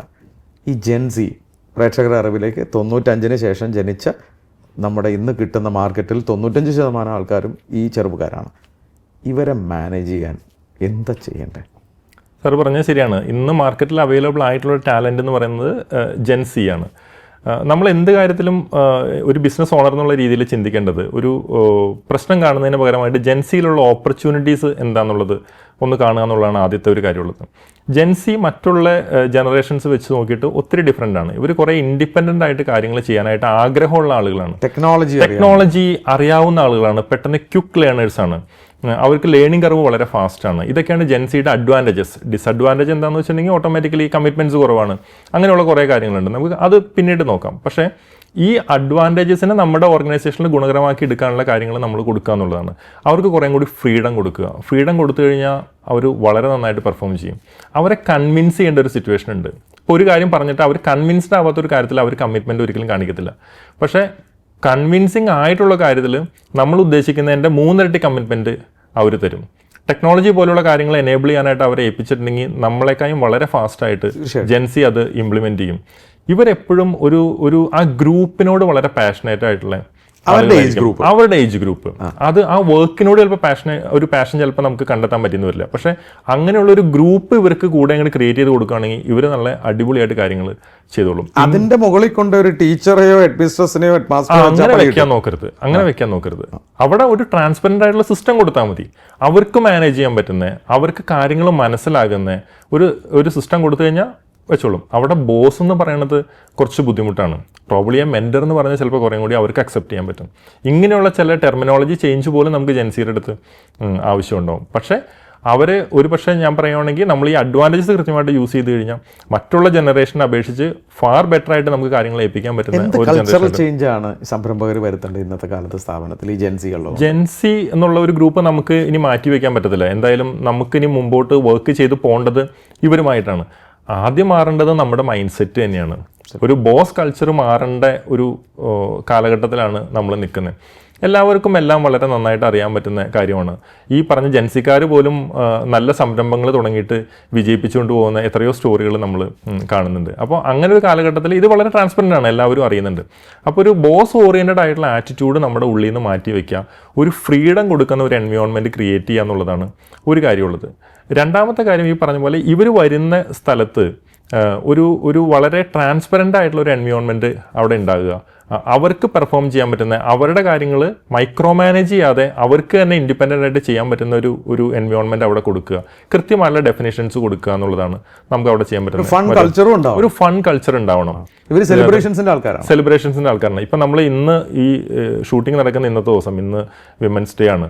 അപ്പോൾ ഇന്ന് നമ്മുടെ ഓഫീസിലുള്ള എല്ലാ ലേഡീസും, കൂടുതലും ജെൻസിയാണ് ഈ പറഞ്ഞ പോലെ, ഇന്ന് വണ്ടർലയിലേക്ക് ഒരു ട്രിപ്പ് പോയേക്കാണ്. അപ്പോൾ ഇപ്പോൾ അവരവിടെ എൻജോയ് ചെയ്തുകൊണ്ടിരിക്കുകയാണ്. അപ്പോൾ ഇങ്ങനെയുള്ള കുറേ കാര്യങ്ങൾ നമ്മുടെ ഓർഗനൈസേഷനിൽ ഉണ്ടെങ്കിൽ ജൻസിക്കാർ വളരെ ഭംഗിയായിട്ട് ഇത് മുമ്പോട്ട് കൊണ്ടുപോകും. ഇങ്ങനെയുള്ള കാര്യങ്ങൾ ഇനിയെങ്കിലും നമ്മുടെ ഓർഗനൈസേഷനിൽ ഇല്ല എന്നുണ്ടെങ്കിൽ അത് കൊണ്ടുവരിക എന്നുള്ളതാണ്, അല്ലെങ്കിൽ അങ്ങനെ ഒരു ആറ്റിറ്റ്യൂഡിലേക്ക് നമ്മൾ മാറുക എന്നുള്ളതാണ് നമ്മൾ ചെയ്യാനുള്ള, ഒരു ബിസിനസ് ഓണർ ചെയ്യാനുള്ളത്. ഞാൻ 50ഓളം ജെൻസിയെ മാനേജ് ചെയ്യുന്ന ഒരു ഓൺട്രപ്രണറാണ്.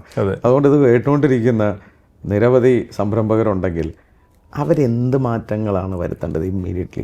ഞാനൊരു കേസ് സ്റ്റഡി പോലെ പറയാം. ഞങ്ങൾ തന്നെ ഡീൽ ചെയ്തിട്ടുള്ള ഒരു ക്ലയൻറ്റ് ഉണ്ടായിരുന്നു, ഒരു മലബാർ ബേസ്ഡ് ആയിട്ടുള്ള ഒരു കമ്പനിയാണ്. ഈ കമ്പനിയുടെ ബിസിനസ് ഓണർ എന്ന് പറഞ്ഞാൽ ഏകദേശം ഒരു 65 വയസ്സുള്ള ഒരാളാണ്.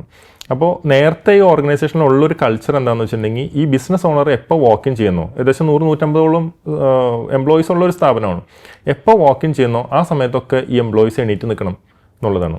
അയാൾ ചിലപ്പോൾ അയാളുടെ ക്യാബിനിലേക്ക് പോകുന്ന സമയത്ത് എല്ലാവരും എണീറ്റ് നിൽക്കും. കുറച്ചു നേരം കഴിഞ്ഞ് ഒരു ബ്രേക്കിന് പുറത്തേക്ക് പോകുമ്പോൾ എല്ലാവരും വീണ്ടും എണീക്കും, വീണ്ടും അകത്തേക്ക് പോകുമ്പോൾ അപ്പോഴും എണീക്കും. ഇതൊന്നും ജെൻസിയിൽ പോയിട്ട് ഒരു തലമുറയിൽ വർക്കാവില്ല ഇന്നത്തെ കാലഘട്ടത്തിൽ. അപ്പോൾ ഇങ്ങനെയുള്ള ആറ്റിറ്റ്യൂഡ് ഏതെങ്കിലും ബിസിനസ് ഓണറുടെ ഉള്ളിൽ, ഞാൻ ജോലി തന്നിട്ടാണ് നീ ഇവിടെ ഇരിക്കുന്നതെന്നുള്ള ആറ്റിറ്റ്യൂഡ് ഉണ്ടെങ്കിൽ അതും ഇപ്പം തന്നെ മാറ്റണം. അത് മാറ്റേണ്ട കാലഘട്ടം 5 കൊല്ലം മുമ്പേ ആയിരുന്നു. അറ്റ്ലീസ്റ്റ് 5 കൊല്ലം മുമ്പ് മാറ്റാൻ പറ്റിയില്ലെങ്കിൽ നമുക്ക് ഇനിയെങ്കിലും അത് മാറ്റിയില്ലെങ്കിൽ നമ്മുടെ സ്ഥാപനത്തിൻ്റെ നിലനിൽപ്പ് തന്നെ പ്രശ്നത്തിൽ വരും. കാരണം ഈ ഹൈലി ടാലൻറ്റഡ് ആയിട്ടുള്ള ഈ ആളുകൾ ഈ ജെൻസിക്കാരാണ്. ഈ ജെൻസിക്കാരെ കൊണ്ട് മാത്രമേ നമുക്കിത് മുമ്പോട്ട് ഓടിച്ചു കൊണ്ടുപോകാൻ പറ്റത്തുള്ളൂ. അവരുടെ പാർട്ടിസിപ്പേഷൻ വേണം. മോർ ദാൻ എംപ്ലോയി അവരൊരു പാർട്ണറാണെന്നുള്ള ഫീലൊക്കെ നമുക്ക് കൊണ്ടുവരാൻ പറ്റിക്കഴിഞ്ഞാൽ ഓട്ടോമാറ്റിക്കലി അവർ നോക്കിക്കോളും പിന്നെ ബാക്കിയുള്ള കാര്യങ്ങൾ. അവർക്ക് ടെക്നോളജി അറിയുള്ളൂ. അവരെയാണ് ഏൽപ്പിക്കേണ്ടത്. തീർച്ചയായിട്ടും അവരെ ഏൽപ്പിക്കാം, ധൈര്യമായിട്ട് ഏൽപ്പിക്കാം. അവർ വളരെ അപ് ടു ഡേറ്റ് ആണ് കാര്യങ്ങളിൽ. നമ്മളെക്കാളും വളരെ ഫാസ്റ്റായിട്ട് ഒരു കാര്യം റിസർച്ച് ചെയ്തെടുക്കാനായിട്ട് അവർക്കറിയാം. എക്സലൻറ്റ്. ഈ ഗ്രേറ്റ് ലീപ്പിൻ്റെ അടുത്ത സ്വപ്നങ്ങൾ എന്തൊക്കെയാണ്? അടുത്ത ഒരു 5 to 7 yearsനുള്ളിൽ ഗ്രേറ്റ് ലീപ്പ് ഒരു 100 crore കമ്പനിയായിട്ട് മാറുക എന്നുള്ളതാണ് ഗ്രേറ്റ് ലീപ്പിൻ്റെ ഏറ്റവും വലിയൊരു സ്വപ്നം.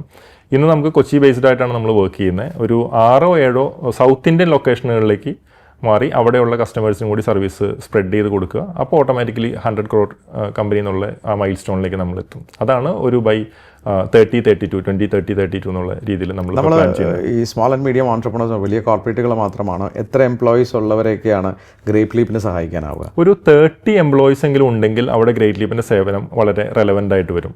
നമ്മുടെ ഇപ്പോഴുള്ള ക്ലയൻറ്റ് ലിസ്റ്റ് നോക്കുകയാണെങ്കിലും ഒരു 30 to 300 റേഞ്ചിലാണ് നമ്മുടെ കൂടുതൽ ക്ലയൻസ് നിൽക്കുന്നത്. ഈവൻ ദോ 2000 ഒക്കെ എംപ്ലോയീസ് ഉള്ള ക്ലയൻസ് നമുക്ക് ഉണ്ടെങ്കിലും കൂടുതലും നമ്മുടെ മെജോറിറ്റി സർവീസും കൂടുതൽ റെലവൻ്റ് ആയിട്ട് വരുന്നത് ഒരു 30 പേര് തൊട്ട് 300 പേര് വരെയുള്ള ഒരു സ്ഥാപനങ്ങളിലാണ്. ആ എംപ്ലോയീസിനെ കംപ്ലീറ്റ് ആയിട്ടൊരു സിസ്റ്റം വെച്ച് സോഫ്റ്റ്വെയർ വെച്ച് മോണിറ്റർ ചെയ്യാൻ നിങ്ങളുടെ വന്നാൽ നിങ്ങൾ അവരെ സഹായിക്കും. ഫുൾ കാര്യം, അതായത് എൻ്റെ HR സിസ്റ്റം ഒരു ഓർഗനൈസേഷന് വേണ്ടിയിട്ട് സപ്പോർട്ട് ചെയ്ത് കൊടുക്കാൻ പറ്റും നമുക്ക്. അവിടെ അത് ബിൽഡ് ചെയ്യാന്നുള്ളത് മാത്രമല്ല, പലയിടത്തുള്ളൊരു ചലഞ്ച് എന്താണെന്ന് വെച്ചാൽ ബിൽഡ് ചെയ്ത് കൊടുത്തു കഴിഞ്ഞാൽ പിന്നെ നമ്മൾ ബാക്കിലോട്ട് വലിഞ്ഞു കഴിഞ്ഞാൽ അപ്പോഴും അത് താഴെ പോകും. ഓട്ടോമാറ്റിക്കലി ബിൽഡ് ചെയ്ത് കൊടുക്കാമെന്ന് മാത്രമല്ല, കണ്ടിന്യൂസ്ലി ഒരു എൻഗേജ്മെൻറ്റിൽ അവരെ സപ്പോർട്ട് ചെയ്ത് മുമ്പോട്ട് പോവുക. പുതിയ കാര്യങ്ങൾ വരുന്നതനുസരിച്ച് സിസ്റ്റത്തെ ചേഞ്ച് ചെയ്ത് കൊണ്ടുപോകുക, പുതിയ അപ്ഡേഷൻസ് കൊടുക്കുക, അതിനനുസരിച്ച് സിസ്റ്റം മാറ്റുക, പ്രോസസ്സ് മാറ്റുക, ട്രെയിനിങ്സ് മാറ്റുക. അപ്പോൾ ഇതെല്ലാം നമുക്ക് കണ്ടിന്യൂസ്ലി നമ്മൾ ചെയ്തുകൊണ്ടിരിക്കുന്ന കാര്യങ്ങളാണ്. അതിന് ബാബു ജോസും ടീമും റെഡിയായി എപ്പോഴും റെഡിയാണ്. അതെ, നിങ്ങൾ കേട്ടു ബാബു ജോസ് എന്ന സ്പാർക്കുള്ള HR എക്സ്പേർട്ടായ ഈ സംരംഭകൻ്റെ വിജയഗാഥ. അദ്ദേഹം കൈവച്ച മേഖല സ്വർണം എന്ന് പറയുന്ന പോലൊരു മേഖലയാണ്. എന്ന് വെച്ചാൽ നമ്മുടെയൊക്കെ എല്ലാവരുടെയും പ്രശ്നമാണ് എംപ്ലോയി മാനേജ്മെൻറ്റ്. അതെവിടെ നിന്നാണ് തുടങ്ങുന്നതെന്ന് വെച്ചാൽ റിക്രൂട്ട്മെൻറ്റ് എന്നാണ്. അവിടെ നിന്ന് സാലറി മാനേജ്മെൻറ്റ്, കൂടാതെ അവരുടെ ലീവ് മാനേജ്മെൻറ്റ്, അവരുടെ ജോബ് പ്രൊഫൈല്, അതുകൂടാതെ ഇവരുടെ പെർഫോമൻസ് മാനേജ്മെൻറ്റ്, ഇവരൊക്കെ എപ്പോഴാണ് സാലറി കൂട്ടേണ്ടത്, ഇൻസെൻറ്റീവ്, ഇതെല്ലാം പ്രശ്നങ്ങളാണ്. ഈ പ്രശ്നങ്ങൾക്ക് പരിഹാരം ഇതൊന്നും ഒളിച്ചോടുകയല്ല. നമുക്കിന്ന് വേണ്ടത് നമ്മുടെ യുവതലമുറയെ മാനേജ് ചെയ്യണമെങ്കിൽ ബാബു പറഞ്ഞ പോലെ തന്നെ നമ്മൾ മാറേണ്ട സമയമായി. നമ്മുടെ സ്കിൽ സെറ്റ് മാറണം, ഈ ഈഗോ മസിൽ പിടുത്തം കളയണം, ഇവരിലേക്ക് ഇറങ്ങിച്ചെല്ലണം. ഇവരെ മാനേജ് ചെയ്യാൻ നമുക്ക് ഉപയോഗിക്കാൻ പറ്റുന്ന പണ്ടത്തെ ആ ആയുധങ്ങൾ കൺട്രോളും ഫിയറുമാണ്. അത് ഉപയോഗിക്കാനാവില്ല. ഇവരെ കൺട്രോൾ ചെയ്യുക, ഭയപ്പെടുത്തുക. അവർക്ക് ഭയമേ ഇല്ല ഈ യുവതലമുറയ്ക്ക്. പിന്നെ നിങ്ങളെങ്ങനെ ഭയപ്പെടുത്തുക? അവരപ്പം തന്നെ നിങ്ങൾ എന്തെങ്കിലും പറഞ്ഞാൽ അവരപ്പം തന്നെ റിസൈൻ ചെയ്ത് പോകും. പണ്ടൊക്കെ നമ്മളോട് പറഞ്ഞിട്ട് പോകുന്ന മാന്യതയെങ്കിലും ഉണ്ടായിരുന്നു. ഇന്ന് കാലത്ത് എഴുന്നേൽക്കുമ്പോഴറിയാം നമ്മുടെ ഒരു എംപ്ലോയി റിസൈൻ ചെയ്ത് പോയി. അപ്പോൾ ഇവരെ മാനേജ് ചെയ്യുന്നതിന് ടെക്നോളജി കൊണ്ടുവരിക എന്നുള്ളത് തന്നെയാണ്. അപ്പോൾ അതുകൊണ്ട് തന്നെ ടെക്നോളജി ഉപയോഗിച്ചുകൊണ്ട്, സിസ്റ്റം ഉപയോഗിച്ചുകൊണ്ട് പീപ്പിളിൽ നിന്ന് സിസ്റ്റം റൺ കമ്പനിയിലേക്ക് മാറേണ്ട സമയമായി. അതിന് വലിയ കോർപ്പറേറ്റുകളൊക്കെ ചെയ്യുന്ന വലിയ കാര്യങ്ങളൊന്നും നമ്മൾ ചെയ്യേണ്ട. ഗ്രേപ്പ് ലീപ്പിൻ്റെ പോലുള്ള സ്ഥാപനങ്ങളുടെ സേവനം നമുക്ക് ഉപയോഗിക്കാവുന്നേ ഉള്ളൂ. അപ്പോൾ അതുകൊണ്ട് തന്നെ ഇന്ന് ഇത്തരം മേഖലകൾ സംരംഭകർ മാറാനിരിക്കുന്നുണ്ടെങ്കിൽ ഉടൻ മാറുക. നമ്മുടെ മസിൽ പിടുത്തമൊക്കെ വിടുക, എംപ്ലോയീസിനെ മാനേജ് ചെയ്യാൻ നമ്മുടെ കൾച്ചർ നല്ലതാക്കുക, സിസ്റ്റം റണ്ണാക്കുക. അപ്പോൾ പിന്നെ ഒരാൾ പോയാലും വേറൊരാൾ വന്നാൽ കൃത്യമായിട്ടത് റൺ ചെയ്യാനായിട്ടുള്ള ഈസി ആയിട്ടുള്ള സ്റ്റെപ്സ് നമുക്കറിയാം. ബാബു, വളരെ ഇൻസ്പയറിംഗ് ആയിട്ടുള്ള സ്റ്റോറിയാണ് താങ്കളുടെ. വളരെ ചെറിയ രീതിയിലാണ് തുടങ്ങിയതെങ്കിലും ഇന്നൊരു വലിയ മിഷൻ താങ്കളുടെ മുന്നിലുണ്ട്. സ്മോൾ ആൻഡ് മീഡിയം ഓൺട്രപ്രണേഴ്സ് ഞാനുമൊക്കെ വളരെ പാഷനേറ്റായിട്ട് കാണുന്നത് നമുക്ക് ലക്ഷക്കണക്കിന് ആയിരക്കണക്കിന് സംരംഭകരുടെ ക്രിയേറ്റ് ചെയ്യണം. അത് നല്ലൊരു എംപ്ലോയി വർക്ക് ഫോഴ്സും നമുക്ക് ഉണ്ടാവണം. ഇത് ബ്രിഡ്ജ് ചെയ്യാൻ പറ്റുന്ന ഒരു നല്ല മേഖലയിലാണ് താങ്കൾ കൈവച്ചിരിക്കുന്നത്. അതുകൊണ്ട് തന്നെ അതിൽ വലിയ വളർച്ച ഉണ്ടാവുമെന്ന് എനിക്ക് ഉറപ്പാണ്. ഈ സ്പാർക്ക് കാണുന്ന നിരവധി ആൾക്കാർക്ക് താങ്കളുടെ സേവനം ആവശ്യമുണ്ട്. എൻ്റെ ഈഗിളിൽ നിരവധി ആൾക്കാരെ ഞാൻ റെഫർ ചെയ്തുകൊണ്ടിരിക്കുകയാണ്. അപ്പോൾ അതുകൊണ്ട് നിരവധി ആൾക്കാർക്ക് താങ്കളുടെ സേവനം ഉപയോഗിക്കാനാവട്ടെ. താങ്കളുടെ ആ young and vibrant Gen Z team ഇനിയും നിരവധി പേരെ സഹായിക്കാനായിട്ട് മുന്നോട്ട് വരട്ടെ. വ്യക്തിപരമായ പേരിലും നമ്മുടെ ഈഗിൾസിൻ്റെ പേരിലും സ്പാർക്കിൻ്റെ എല്ലാ പ്രേക്ഷകരുടെ പേരിലും എല്ലാ ആശംസകളും. Thank you sir.